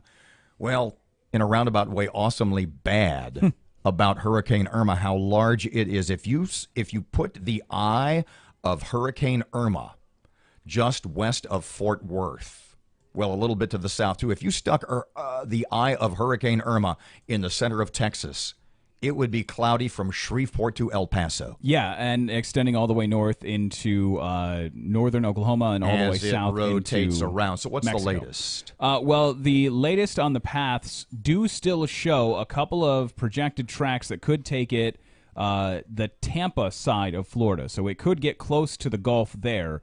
Now, again, this little spaghetti map is days ahead of the projection. Explain to me what that spaghetti map is, because people are looking at a lot of stuff. This is the one with the little stringy things, Yeah. which are the prospective paths it could take. Yes, and there are thousands of models that you could apply to this based What's on this European thing I see people talking about? Have you seen that? It's another version of the model. There can be a European model, and there are literally thousands. Any meteorologist can come up with a new model and do their equations based on wind speed, shear, atmospheric conditions, whatever they want. They can apply it and rename it, But even at if the it's end of the day, they're just kind of guessing, right? essentially it's educated guesses. And the problem with the educated guesses right now is that the conditions can change as it approaches Florida. So right now we're talking about days away from landfall on Florida, and we're projecting its track for next Wednesday. Now, as it gets close to Florida, all of a sudden, if there's a change, and again, going all the way back to 2005 with Katrina, and we have this online at KEELnews.com, you can see days ahead of Katrina making landfall in Florida, people even in New Orleans, meteorologists in New Orleans saying there's no chance that it gets to us because it's going to do this. And so we're talking about days ahead in the projection right now, being able to say with relative certainty, because it's an educated guess, that this storm will end up next Wednesday in Columbia. However, if that storm, once it gets just south of Miami, for whatever atmospheric reason, takes a hard left and goes into the Gulf, there's no chance it's going to ever touch Columbia. But the same cold front that is suddenly changing our weather to low 80s during the day and mid 50s at night, isn't that cold front pushing down what's going to, at some point, cause Hurricane Irma, at least the experts are saying, to push back to the northeast? Well, what's really interesting is that back in 2005, there was a high-pressure system over our region at the same time. And their idea was that high-pressure system was going to force Katrina to make that northern turn before it ever got deep into the Gulf. But what Katrina did as it gained strength was it was strong enough to push that front back. So it pushed that high-pressure system north. And it pushed it out of the way and said, coming through. So if you've got the strongest storm in recorded history in the Atlantic, you can suggest that a Category 1 storm or a tropical storm that you've seen in the past can be pushed around by a cold front and a low-pressure system. You don't have a model that contains the strongest storm. You don't have a historical reference point for the strongest storm ever. No precedence, as it were. Facing a low-pressure cold front. You don't know what's going to happen. You can suggest that front will be able to maneuver the storm. But like we saw with Katrina, that guess was dead wrong. So what is the evidence or precedence, as it were, at this point that makes about 75 or 80% of the prospective paths of the hurricane to make a northeast turn? I guess most of the analytics say it could split Florida or even bounce back farther to the east and go back out into the ocean. Well, and there are a few that show that it would. There are a few that would suggest that the eye of the storm, the eye wall, would never actually make contact with landmass in Florida. There are a lot of models right now, and what I'm looking at is probably, I would say, maybe this is 25 to 50 models.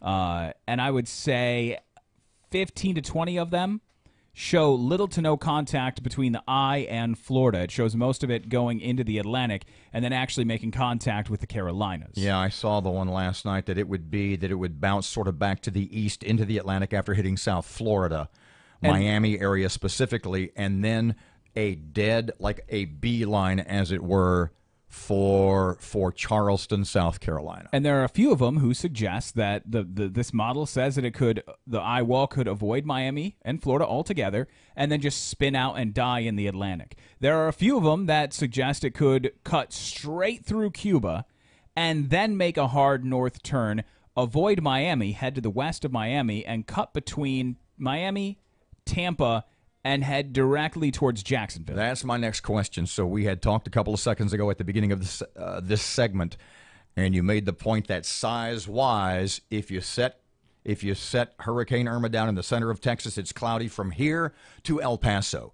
If that's the case, if this is that big a storm and it hits right at the dead center of Florida, of South Florida, and splits Florida, how big is that storm when compared to the size of that state? It'll be 1.5 times the size of Florida. But the thing about a storm, there's a huge difference, too, between Harvey and Irma. Harvey was a slow-moving, rain-producing storm. Even if it landed as a Category 3, it would have done the same kind of devastation because it was bringing a surge of water on and it was dropping more rain than can handle. This storm, the worry is more about the wind shear. Those 180-mile-an-hour plus winds are basically just the eye. So even though the storm is that large, the majority of the damage will actually be pretty centralized. We still have not made a collective, I said collective decision about trying to call my friend Danny, who lives in West Palm Beach, Florida, who has, and you can look at his Facebook page, I'm riding this one out. Me and mom. He's like about 52 or 53. Danny is. His mom's in her early 80s. They've decided to ride out the storm. They live in West Palm Beach, Florida. They're boarding up their houses. Now, the reason you're saying, look, we'll talk more about this in the next segment. If you know a guy, I know what you're saying. If you know a guy in West Palm, why aren't you calling him? Because he's an ex-radio guy and he's insane. I'll give you guys details in a second. 7:49, here's Ruben. The intersection at Line Avenue and Kings Highway is dealing with some slow-moving traffic right now. And we have some traffic delays on Hearn Avenue and Hollywood Avenue. If you know something we don't, accidents, hazards, or closures, give us a call at our Planet Fitness traffic hotline. That's 687-ROAD.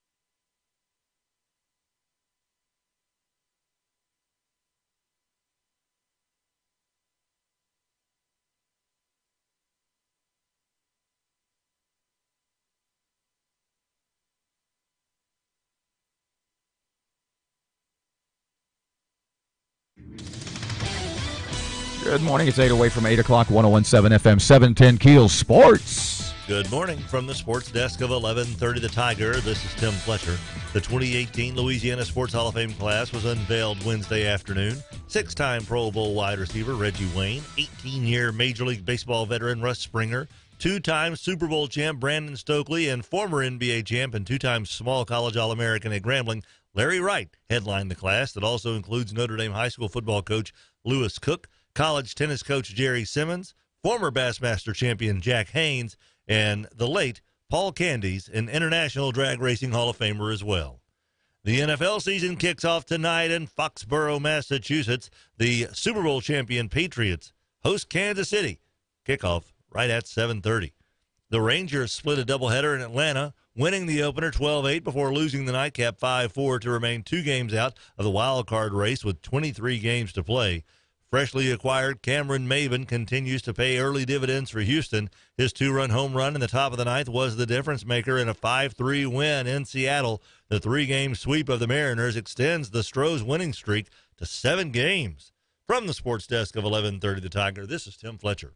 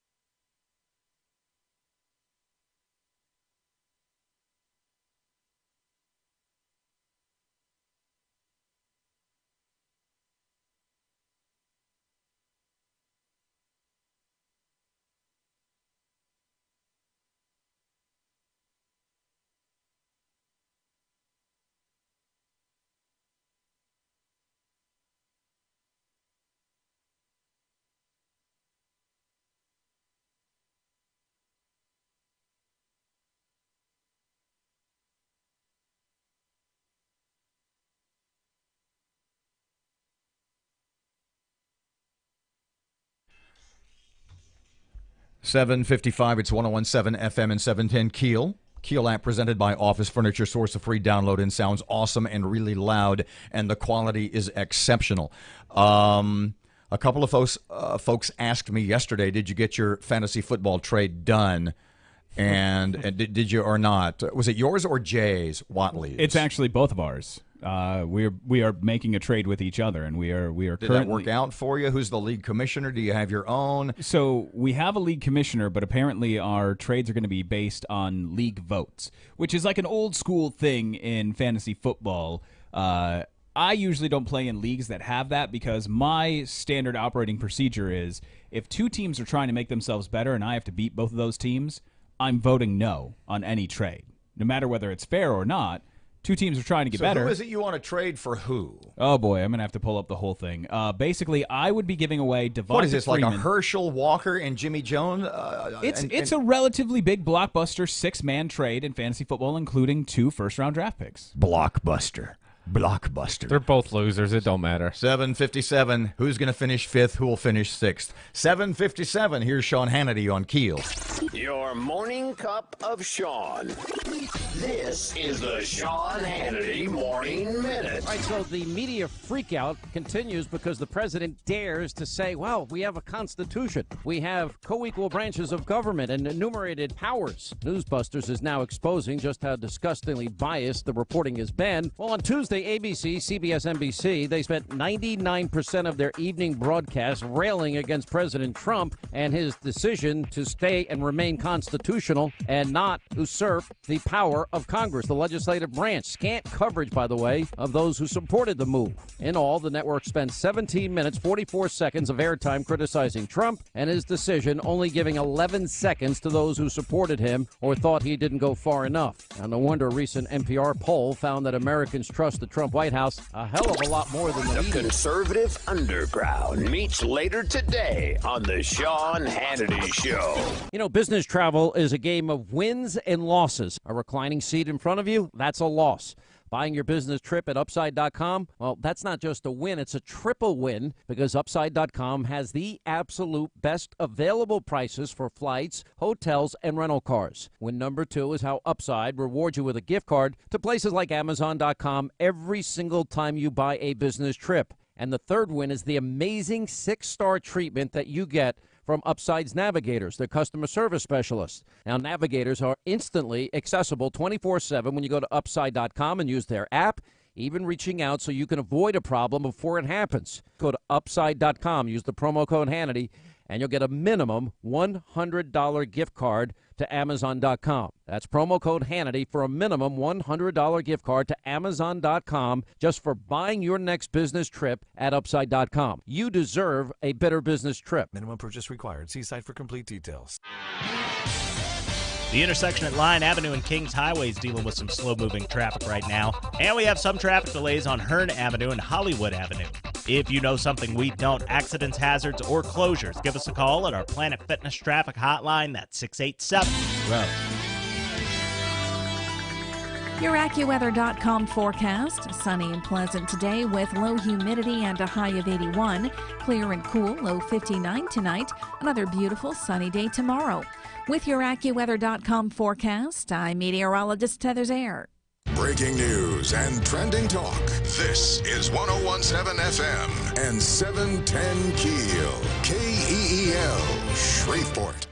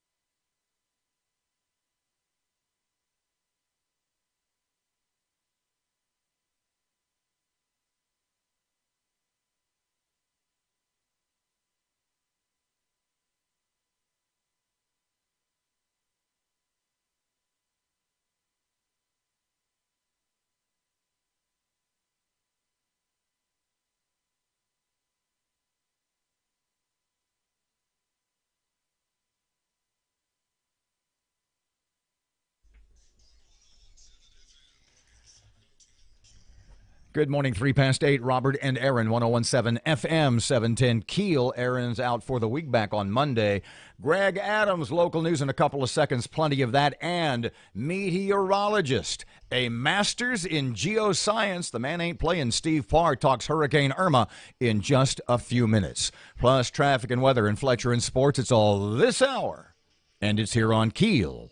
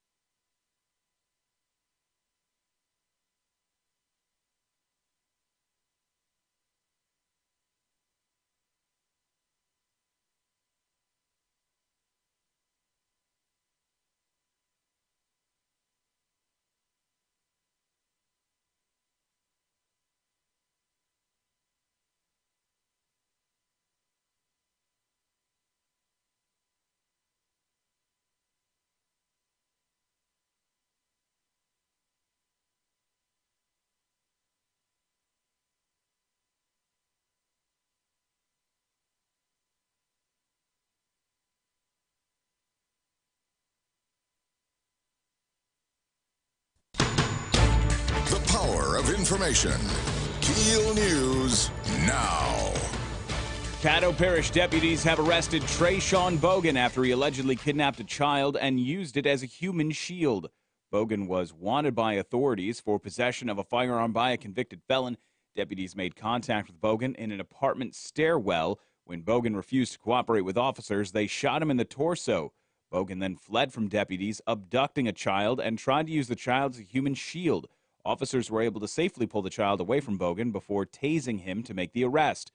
Bogan is being charged with second-degree kidnapping, and additional charges are also pending. The former director of Women of Diversity faces more charges. Matt Parker has those details. Brenda Hills, former executive director for Women of Diversity, faces multiple new charges for allegedly misappropriating funds from the nonprofit. According to the Bossier Sheriff's Office, Hills allegedly took nearly $9,000 from the Recovery Center's bank account to make personal purchases. Hill was originally arrested last week and charged with 88 counts of monetary instrument abuse. She now faces 1 count of racketeering and 11 counts of felony theft. Her husband, Jimmy Hills, has also been arrested and charged in the case. From 1017 FM and 710 KEEL, I'm Matt Parker. Shreveport police are looking for a gunman who shot and killed a man in the Martin Luther King neighborhood late Wednesday night. According to police, witnesses heard gunshots ring out near the intersection of David Rains and MLK near midnight Wednesday. Firefighters from the fire station on David Rains found the victim suffering from multiple gunshot wounds. While no arrests have been made, firefighters did see a white Dodge Ram fleeing the scene after the shooting. The investigation is ongoing.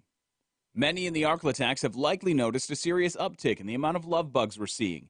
LSU Shreveport Associate Professor of Biological Sciences Beverly Burden says the relatively mild summer can be to blame for this. She says these last few months are wetter and cooler than we typically see this time of year. And it's especially the precipitation that is the major factor in the population explosion of the love bugs. The adult females like to lay their eggs in very moist soil. She reminds motorists to take extra care of your cars during this time because they can cause extreme problems. Their bodies have an acidic pH, so they work like an acid, and that's not good for the finish of your car. In high enough numbers, they can clog the radiator and cause the engine to overheat.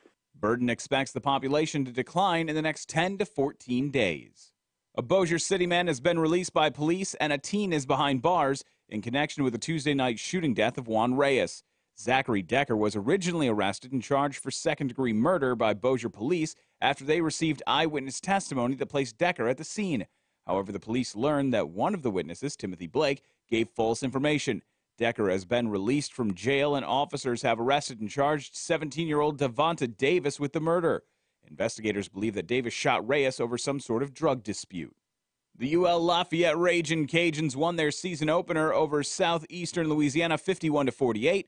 ULL coach Mark Hudspeth says he would like to see fewer points given up this Saturday against Tulsa, who averaged 43 points a contest last season. If we get into a track meet, we'll have to obviously compete and run foot to foot with them. And so it's going to be, that's the challenge of, they want it to be a track meet. And so we've got to get them off the field. We've got to try to keep them off the field. Probably the best defense we can play is those guys sitting on the sideline, because they're really, really talented and really good at what they do. If the Cajuns want to win, they might need more from starting quarterback Jordan Davis, who was 12 for 23 for 162 yards and a touchdown in the Cajuns' first game. AccuWeather forecast says sunshine today with low humidity once again and high temperatures near 82. From 101.7 FM and 710 Keel, I'm Greg Adams.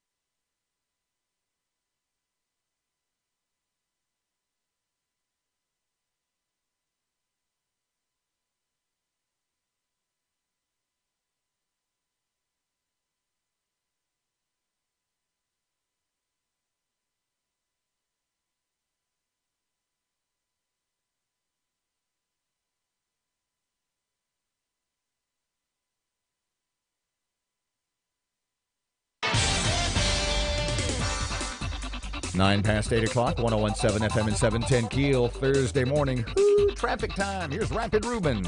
We just received reports of a minor accident on East 70th Street near the entrance ramp to I-49 northbound. And we're looking at some backed up traffic on I-20 westbound starting at Spring and Market. It's backed up past Benton Road right now.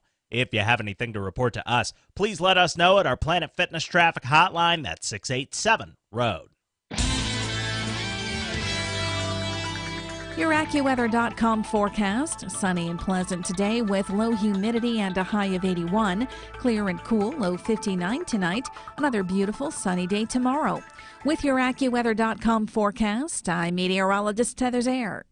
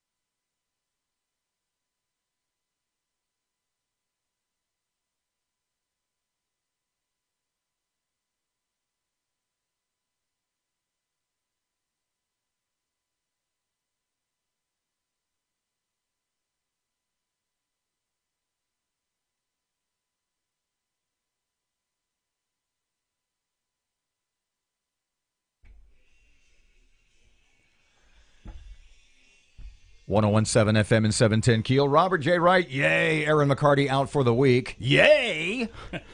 Sorry, little. I think I spoke too soon. 12 past 8 o'clock. The Keel app is a free download presented by Office Furniture Source. It is awesome, and it's really loud, and the equalization is well done. Steve Parr from American Ground, new on Keel weeknights from 6 till 7. But also a meteorologist and a master's in geoscience. Ooh, yeah, that sounds important. And we wanted you to come in. Well, it is kind of because you know more about this stuff than we do. What is the latest? We have been looking at the projected track, the path of Hurricane Irma. Right. And where is it now? I guess it's still, is it building up steam? Is it getting even stronger? What did I see last night? That this is, what did you say, Greg? The strongest Atlantic hurricane of all time? Recorded history, yeah. Yeah, and that's a really key point, recorded history, because part of this all-time thing, we only have measurement going back so far. Like the late 19th century, right? Well, actually, we didn't have airplanes going into hurricanes until, I believe, the 1960s, and so we wouldn't have gotten accurate speeds of hurricanes out in the ocean unless, they go directly over a boat. All time is basically my lifetime. Pretty much, yeah. Wow, I didn't realize I was that old. Yeah, well, we did. Wow, little shade this morning. Yeah. So thanks for stopping by. So what's the deal? You're looking at this. It is still, at one point it was your job. It is still your passion. Sure, I'd still take a look at this, and a lot of folks are asking me to take a look at this. The storm's actually gotten a little weaker, so it went down from 185 mile an hour winds to about 180. They're estimating it may be down to 175. Now, we're still talking about a very, very, very powerful, dangerous, awful storm. It's just not quite as very, very powerful, dangerous, and awful as it was a few hours ago. When we had spoken earlier in the week about this, you had speculated that when it gets to Cuba, that Cuba being somewhat a mountainous island, could kick it back to a Cat 4. Yep. How will the topography, if at all, how will the topography of Cuba determine the direction of Irma after it passes over? When you're trying to figure out where a storm's going, coastline can play a little bit of an interaction, small changes, but it's not the big change. This storm's not going to turn because of Cuba. This storm, when you're trying to figure out where a storm's going to turn, you have to look at where the high pressure is and how it's shaped. This is all about physics. It's about mass, it's about momentum, it's about velocity, it's about thermodynamics. So you look at where the high pressure is and how it is shaped and how it is changing, and that's going to steer the storm. The high pressure we're talking about in this case is the Bermuda High, which sits out over the Atlantic Ocean, and it's been pretty big and powerful and strong, and so that's why the storm's been going almost due west. That high pressure is going to weaken and collapse, and that is why the storm's going to turn. It's not because of the coastline of Cuba. It's because of what's going on in the upper atmosphere. That's why the storm is going to turn. How much certainty how much certainty do you have at this point? Personally, this is doing exactly what I said when I was on your show last week, and I said this thing's going to come right by Hispaniola, it's going to come right by Cuba, it's going to turn up towards Florida, and I think it's going to go towards Miami. It is doing exactly what I said it was going to do last time. So I still have a lot of confidence. Now, a lot of that was in the models, but one of the things you got to understand about the models is no model is ever right. No model is ever perfect. And the reason is because we don't have perfect information going into the models. It's not because we don't understand the physics of the storms. We get that. We just don't have perfect information. We don't have thermometers floating in the air over the entire Atlantic every few inches. So some of that data has to be fudged and finessed when you put it into the model. And when you do that, that's why you get bad information out of the model sometimes.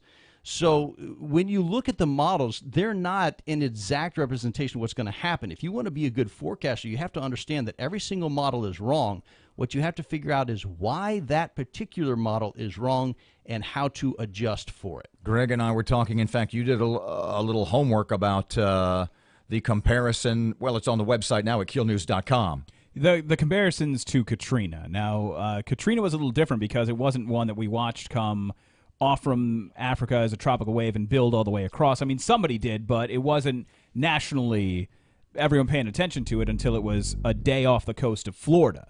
It made landfall 27th, 28th of August, and people really didn't start talking about it until the 24th of August. But it had the same projection as it crossed Florida. Everyone saw this north turn, this hard north, but it didn't do that. It trailed into the Gulf and then took a hard north. Is there any chance of this, right now the track shows that it's going to go due north. Is there any chance that it sags a little further west, gets into the Gulf, and then all bets are off? There is technically a chance, so you can't write that out. Here's the difference between Katrina and Irma here. Irma is big, bad, mean, powerful, has a head of steam. And I said this is about physics. It's about velocity. So you have a lot of mass there and a lot of momentum.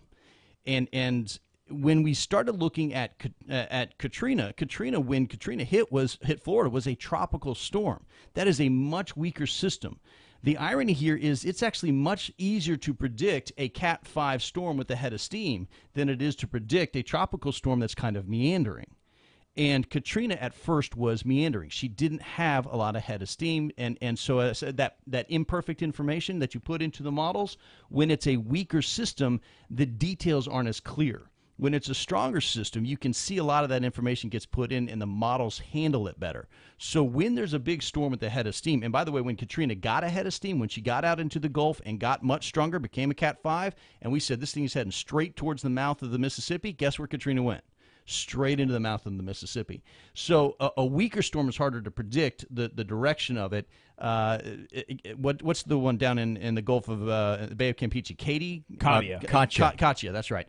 Katia, right now, I don't have as much confidence about where Katia's going as I do about where Irma's going. And part of that's because of the strength of the storm and the steering winds that we're looking at. Tell you what, we'll take a break, come back. I want to find out what you think will actually take place over the next 48, 72 hours, and then that next few days. 19 past 8, 1017 FM, 710 Keel. A traffic update. Here's Ruben. The intersection at Line Avenue and Kings Highway is dealing with some slow-moving traffic right now. And we have some traffic delays on Hearn Avenue and Hollywood Avenue. If you know something we don't, accidents, hazards, or closures, give us a call at our Planet Fitness traffic hotline. That's 687-ROAD. Your AccuWeather.com forecast. Sunny and pleasant today with low humidity and a high of 81. Clear and cool, low 59 tonight. Another beautiful sunny day tomorrow. With your AccuWeather.com forecast, I'm meteorologist Heather Zaire.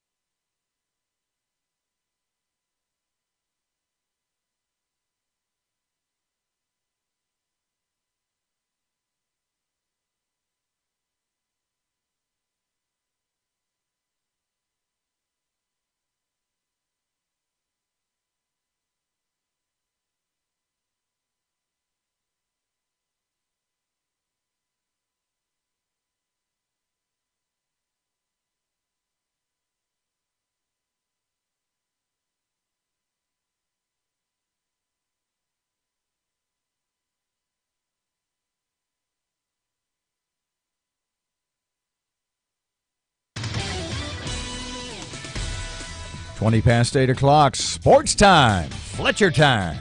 Good morning from the sports desk of 1130 The Tiger. This is Tim Fletcher.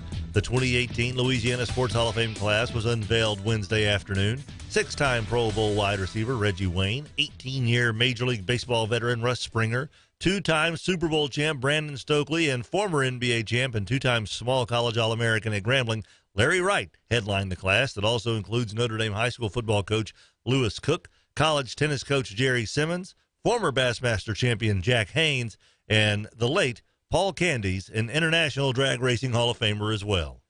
The NFL season kicks off tonight in Foxborough, Massachusetts. The Super Bowl champion Patriots host Kansas City. Kickoff right at 7:30. The Rangers split a doubleheader in Atlanta, winning the opener 12-8 before losing the nightcap 5-4 to remain 2 games out of the wild card race with 23 games to play.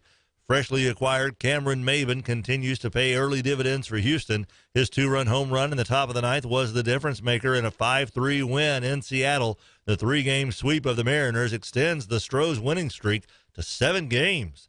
From the sports desk of 1130 The Tiger, this is Tim Fletcher.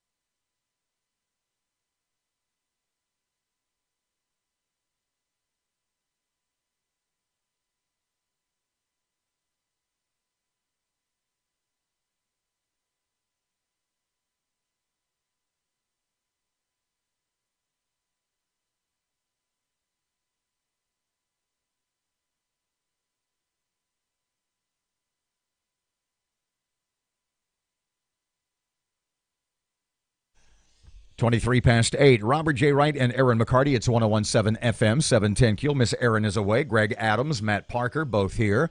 And Steve Parr, meteorologist, the host of American Ground Herd Weeknight, 6 till 7 here on KEEL, but also meteorologist and masters in geophysics.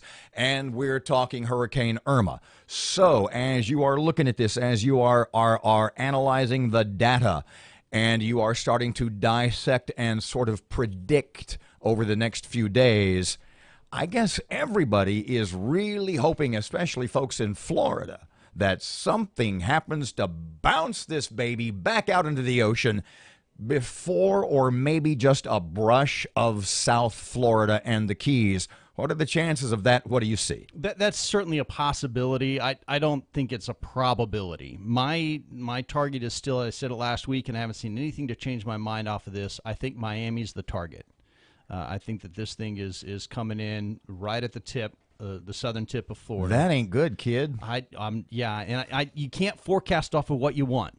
You have to forecast off of what you really think is going to happen. I don't want this thing to go to Miami, but I think it's going to. I think that's the target. And then I think it bounces right back out to sea in South Carolina. Hurricane, and I think I know the answer, has a hurricane of this size, of this magnitude, ever hit a major population center like Miami? Miami's a 2, 3, 4 million person metropolis. This would be coming in at a Cat 4. Andrew was pretty darn close. Andrew was a big, powerful storm, and it went, I believe, just north of Miami. Right. And it took out a lot of stuff. I don't know if it necessarily hit downtown with the eye wall. And Andrew was a much smaller, much more compact storm. So it didn't, this one, you'd be talking about how big it is, size of Spain, basically. And Andrew was, the size of a couple of counties. So this big coming straight in, I'm struggling to recall an exact storm that's hit Miami like this. It's a big deal. So after it hits Miami, keeps moving back out to sea or straight up the east coast of Florida? I think it goes back out somewhere over Cape Canaveral or around that area, maybe south of Cape Canaveral. Now, Miami to Cape Canaveral, that's Cocoa Beach. That's going up the east coast to the Space Coast, what they call it. Right. That's a long way. That's like 300 miles. So it's south of Cape Canaveral, I think it sneaks back out, and then it comes out. It looks to me like it comes back in around South Carolina.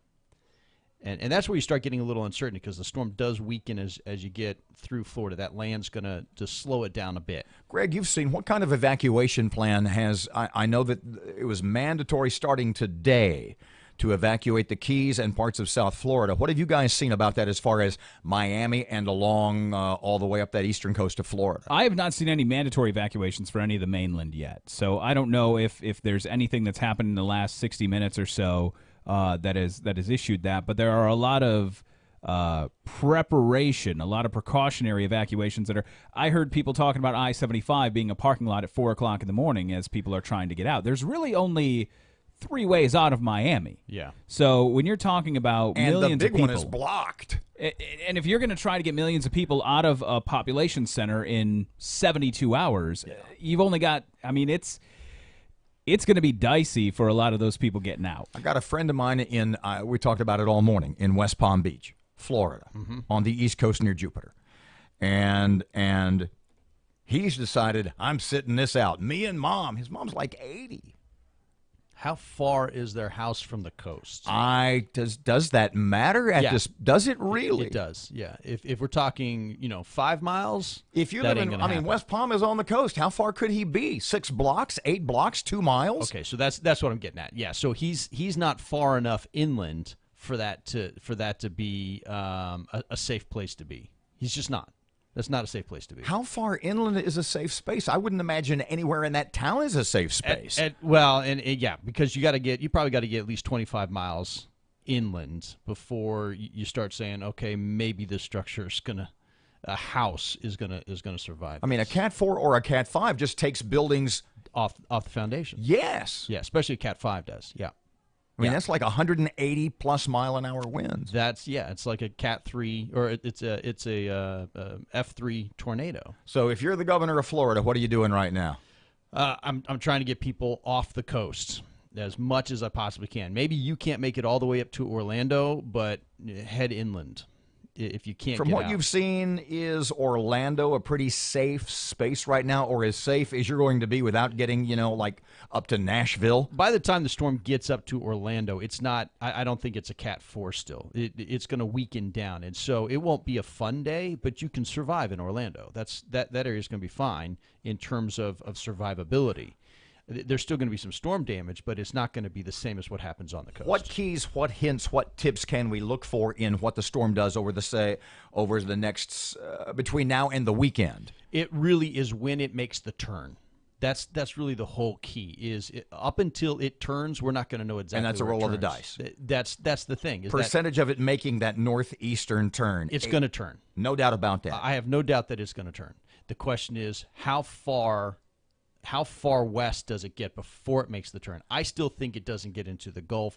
There are still a couple of models that say technically it gets into the Gulf, but you're still hugging the Florida coast. So it's not like this is coming towards New Orleans. Steve Parr, American Ground, weeknights on Keel from 6 till 7. 6 till 7. 6 till 7. Yeah. Third show tonight. You getting bored with it yet? You just worn out? Me? Yeah. No. The I'm pressure very excited of about it. talk radio? I know. Yeah. I should learn to talk. An awesome program. We appreciate your help as always, and Thanks I so know much, that sir. you'll help us out with this into next week. Absolutely. 29 past 8 o'clock, 101.7 FM, 710 Keel traffic time. Just ahead of Greg and local news, here's Ruben. Still keeping an eye on some heavy backed up traffic on I-20 westbound. Starting at Spring and Market, it's backed up past Benton Road right now. And a minor accident has things backed up on the Bossier side of the Jimmy Davis Bridge. If you have anything to report to us, accidents, hazards, or closures, give us a call at our Planet Fitness traffic hotline, 687-ROAD. Your AccuWeather.com forecast. Sunny and pleasant today with low humidity and a high of 81. Clear and cool, low 59 tonight. Another beautiful sunny day tomorrow. With your AccuWeather.com forecast, I'm meteorologist Heather Zaire.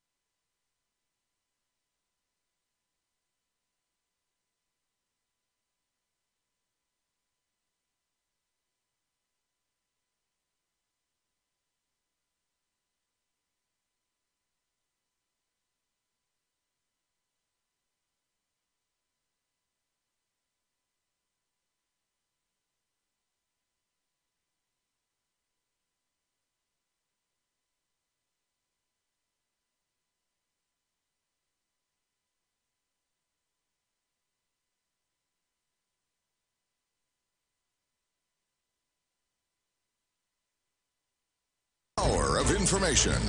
Keel News now.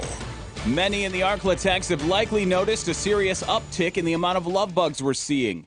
LSU Shreveport Associate Professor of Biological Sciences Beverly Burden says the relatively mild summer can be to blame for this. She says these last few months have been wetter and cooler than we typically see this time of year. And it's especially the precipitation that is the major factor in the population explosion of the love bugs. The adult females like to lay their eggs in very moist soil. She reminds motorists to take extra care of your cars during this time because these bugs can cause extreme problems. Their bodies have an acidic pH, so they work like an acid, and that's not good for the finish of your car. In high enough numbers, they can clog the radiator and cause the engine to overheat. Burden expects the population to decline in the next 10 to 14 days. A man arrested for using a child as a human shield. Matt Parker has the details.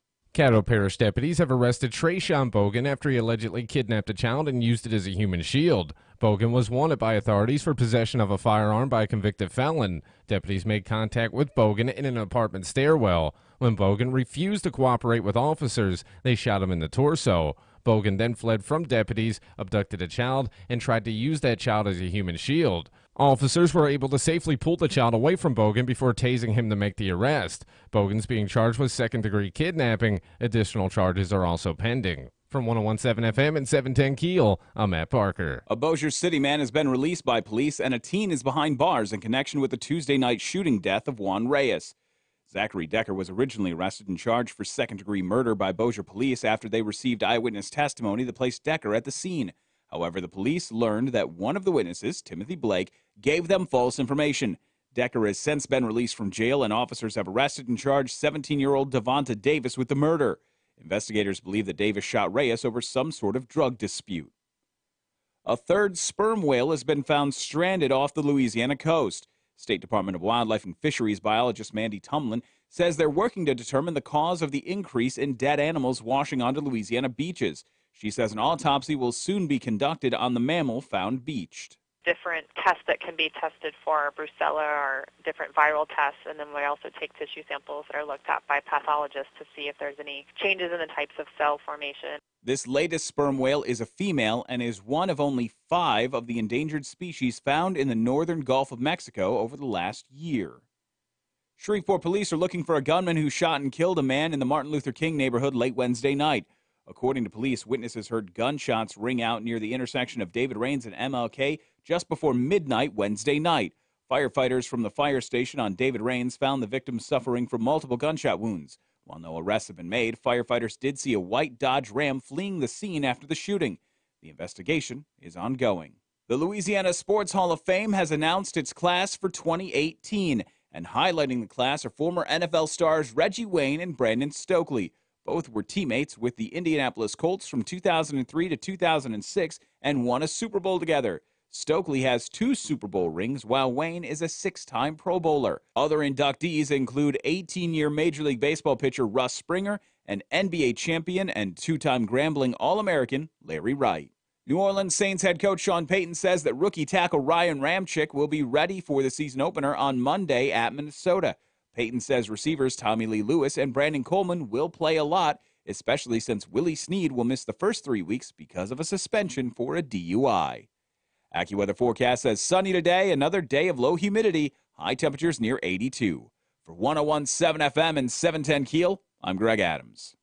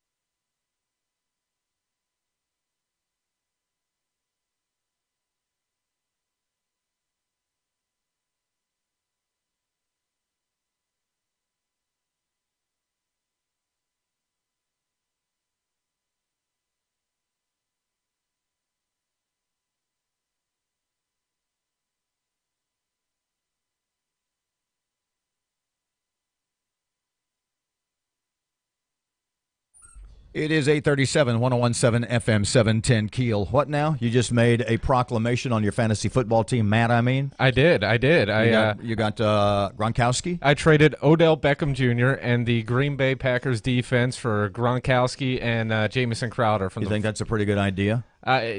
Yes. Yes, I do. NFL season opens tonight. Regular season is tonight, right? Oh, yeah. Patriots against Kansas City. Are they in New England or are they in I believe they're in Foxborough tonight. Are they? Yeah, brace yourself. Brady is coming. Hurricane Brady's throwing TDs all over the place. I would not be shocked. Let me just say this so it's on. This is. It's live radio. Forever. You're on the record, kid. 16-0. New England Patriots. What? 16-0 New England Patriots.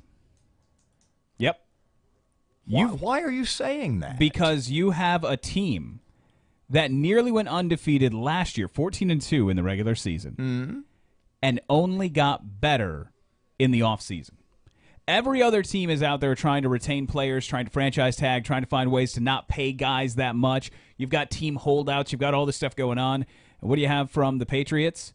They're just adding players like Brandon Cooks to an offense that's already high octane. But Julian Edelman's out for the season. He's their best receiver is hurt. He is not by far their best receiver. He would be 3 or 4 as their best receiver. Brandon Cooks is immediately their best receiver. Rob Gronkowski is their second best receiver. Gronkowski doesn't make it to Game 5. I don't disagree with that, but even when Gronk's not on the field, Tom Brady is still a machine. 50 touchdowns out of Brady this year, 16-0. What's the spread on tonight's game? No clue. I would imagine the Patriots are probably at least -5, 5.5. Let me see if I can find this on the old Google box real quick. Oh, Daily Lines. That seems like a website I should know. Hang on to that. We don't want to promote gambling, do we, boys? 839, 101.7 FM, 710 Keel. Speaking of gambling, more on the Arena, the Ollie Dome. In just a couple of seconds, did you hear the Tim Brando pitch? Talk about that, too. It's coming up next. Right now, Ruben's here. We just received reports of a minor accident on the foot of the Jimmy Davis Bridge, backing things up on the Bossier side, and we have some traffic delays on Line Avenue and Olive Street. If you have anything to report to us, please give us a call at our Planet Fitness traffic hotline. That's 687-ROAD. Your AccuWeather.com forecast. Sunny and pleasant today with low humidity and a high of 81. Clear and cool, low 59 tonight. Another beautiful sunny day tomorrow. With your AccuWeather.com forecast, I'm meteorologist Heather Zaire.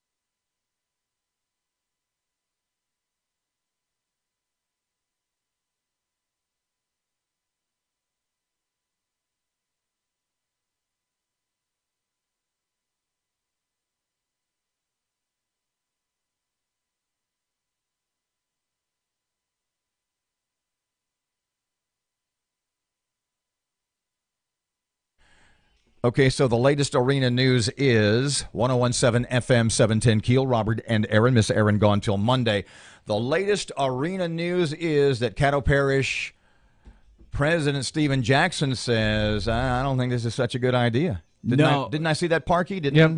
Yeah, and actually, if you go read his quotes, it's a little deeper than just not a good idea. Well, I saw sort of the op-ed in the Time. It was a Times op-ed. What did he say?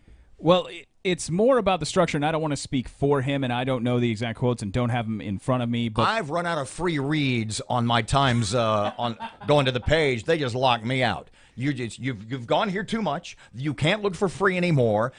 You're not allowed here. His basic approach, and what I gather, interpreting what he was saying, again, don't want to directly quote without the quotes in front of me, they're cutting people out of the conversation, in his opinion, that should be in the conversation. Well, one of the people he feels cut out of the conversation is himself. Exactly. He makes the point in the op-ed that he can I come to these meetings? Can I talk to you guys about this? I'm Caddo Commission president, for heaven's sake. And he says no. He said that he was turned away.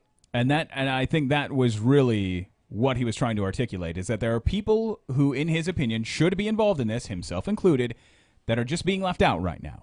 And that's something, again, the way that we do things, I'm not a huge fan of. I will say, and I have said multiple times this morning, I think it's a decent idea to look at and to keep going down the path until you hit that wall that you cannot overcome. And right now, I think a lot of the problems that people have brought up through this process have been a lot of speed bumps. And honestly, cutting people out of the equation, whether if they had 55 people on a committee to vote on it, we would sit here and say, you have too many cooks in the kitchen. What are you doing? This is getting too big.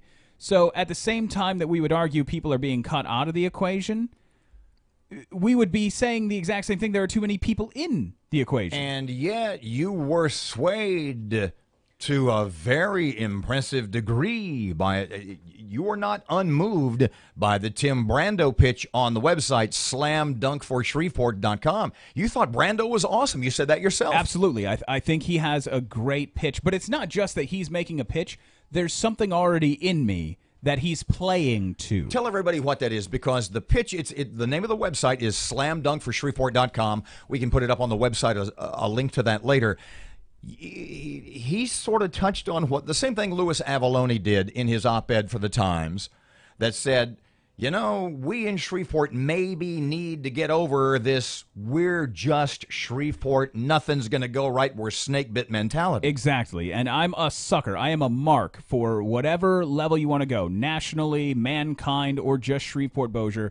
I am a sucker for believing that we're better than we think we are, and for having someone else push us just a little bit further to prove that we can do something that we don't think we can.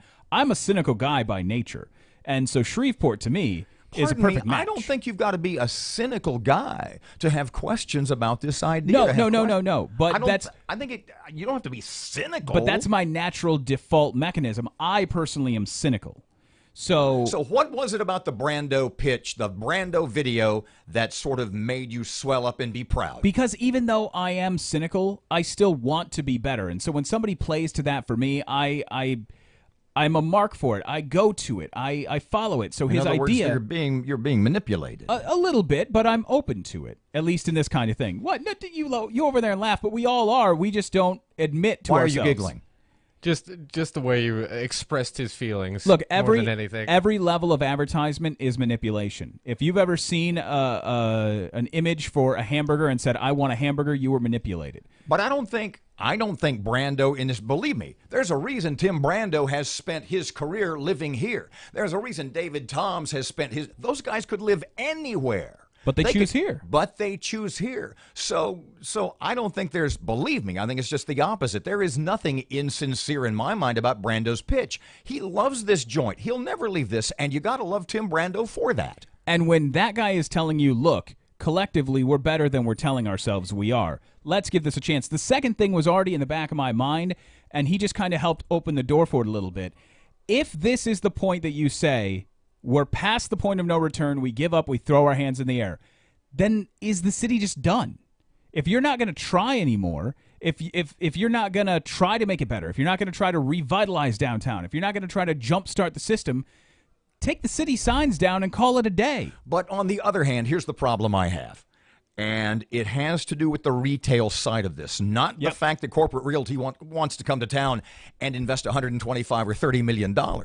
My problem is, and it's when you get this built, this retail area, because of its location, because it's the newest and the shiniest, it has to have probably, I would say probably, the highest retail rent in town.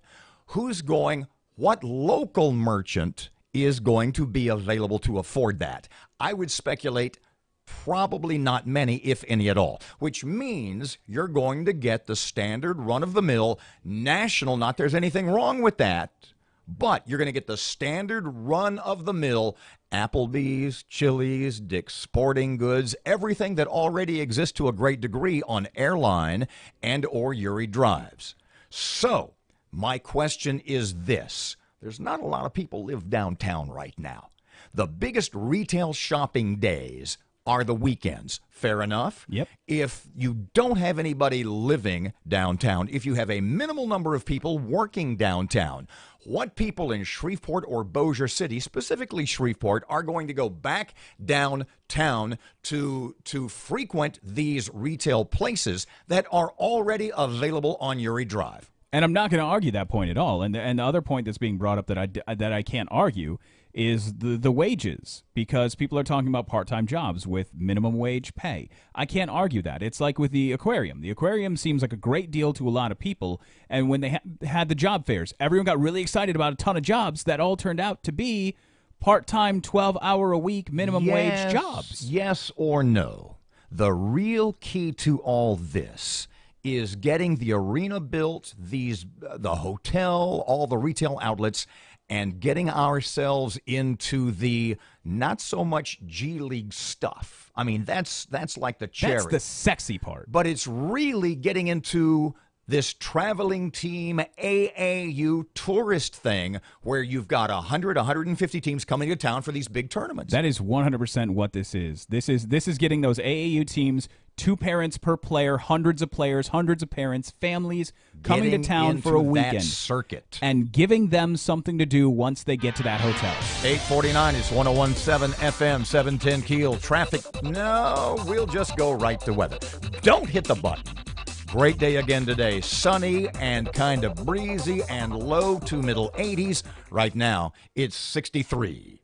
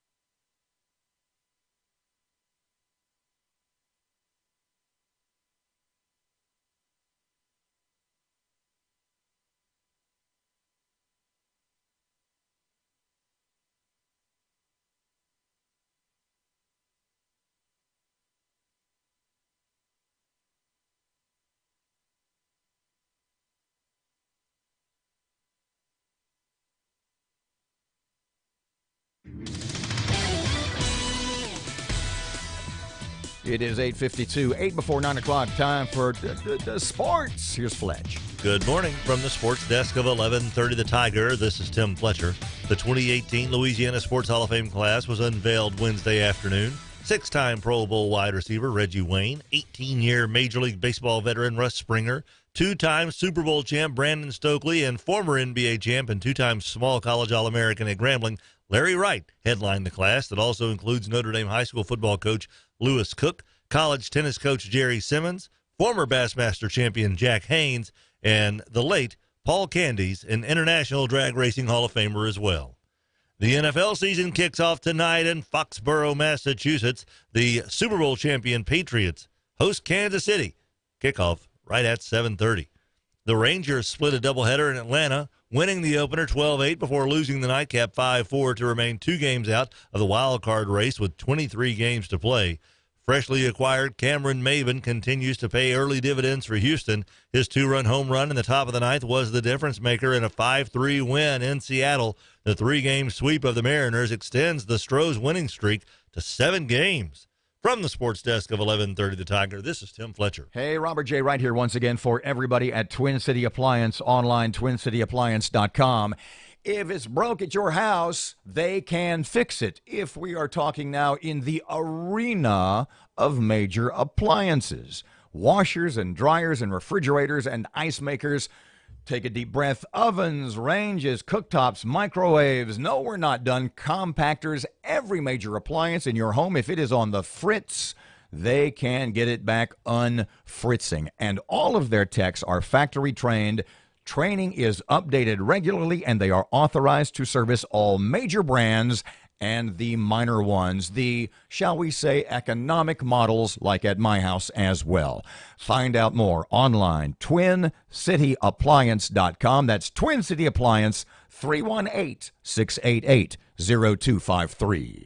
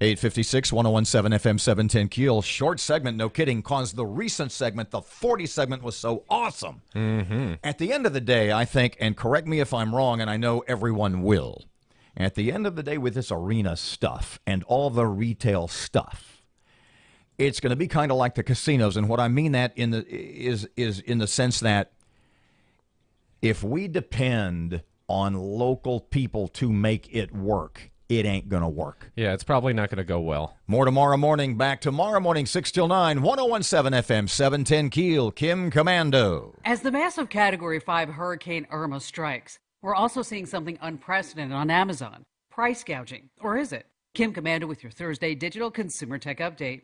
Grocery store shelves in South Florida have been emptied, and prices for every necessity are skyrocketing. Twitter users have posted screenshots from Amazon.com showing a gallon of water going for $63. Cases of bottled water are up to $40. But some users are claiming that Amazon and some of its merchants are price gouging. Amazon says it's doing its best to connect people with essentials ahead of the storm. They've been promoting a storm readiness section on the Amazon Prime Now site, offering South Florida residents a 2-hour delivery for batteries and flashlights, snacks, and water. But with the storm's potential destruction, the best course of action is to evacuate. And remember, Amazon's 2-hour delivery window was never designed for hurricanes. Say a prayer for all in Florida. All the tech news is updated all the time at news.komando.com. That's KOMANDO. The next time you go to the grocery store, pay attention to how long it takes. Actually, don't waste your time. I'll tell you, too long. It's 2017, the days of going to the grocery store, battling for a parking space, and searching high and low for some obscure ingredient are over. It's time to say hello to HelloFresh, the meal kit delivery service that makes cooking healthy, delicious meals fun, easy, and convenient. Just go to HelloFresh.com. Pick out the recipes you want, and they're delivered directly to your doorstep every week in a special insulated box, along with easy-to-follow step-by-step instructions and full-color pictures. Each HelloFresh box includes fresh, seasonal ingredients. No more wondering if you have the right amount. Just delicious meals that you can make in 30 minutes or less. And for a limited time, you can get $30 off your first box when you go to HelloFresh.com/Kim, plus free shipping. That's HelloFresh.com/Kim for $30 off. HelloFresh.com/Kim.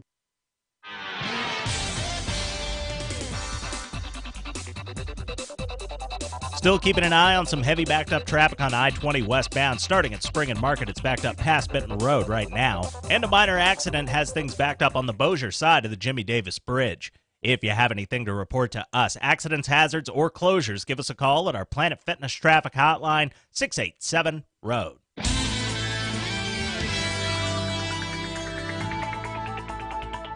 Your AccuWeather.com forecast. Sunny and pleasant today with low humidity and a high of 81. Clear and cool, low 59 tonight. Another beautiful sunny day tomorrow. With your AccuWeather.com forecast, I'm meteorologist Heather Zare. Moon Griffon chomping at the bit. That's not an orthodontic problem. He's up next at 9, right here on KEEL. Breaking news and trending talk. This is 101.7 FM and 710 KEEL. KEEL, Shreveport.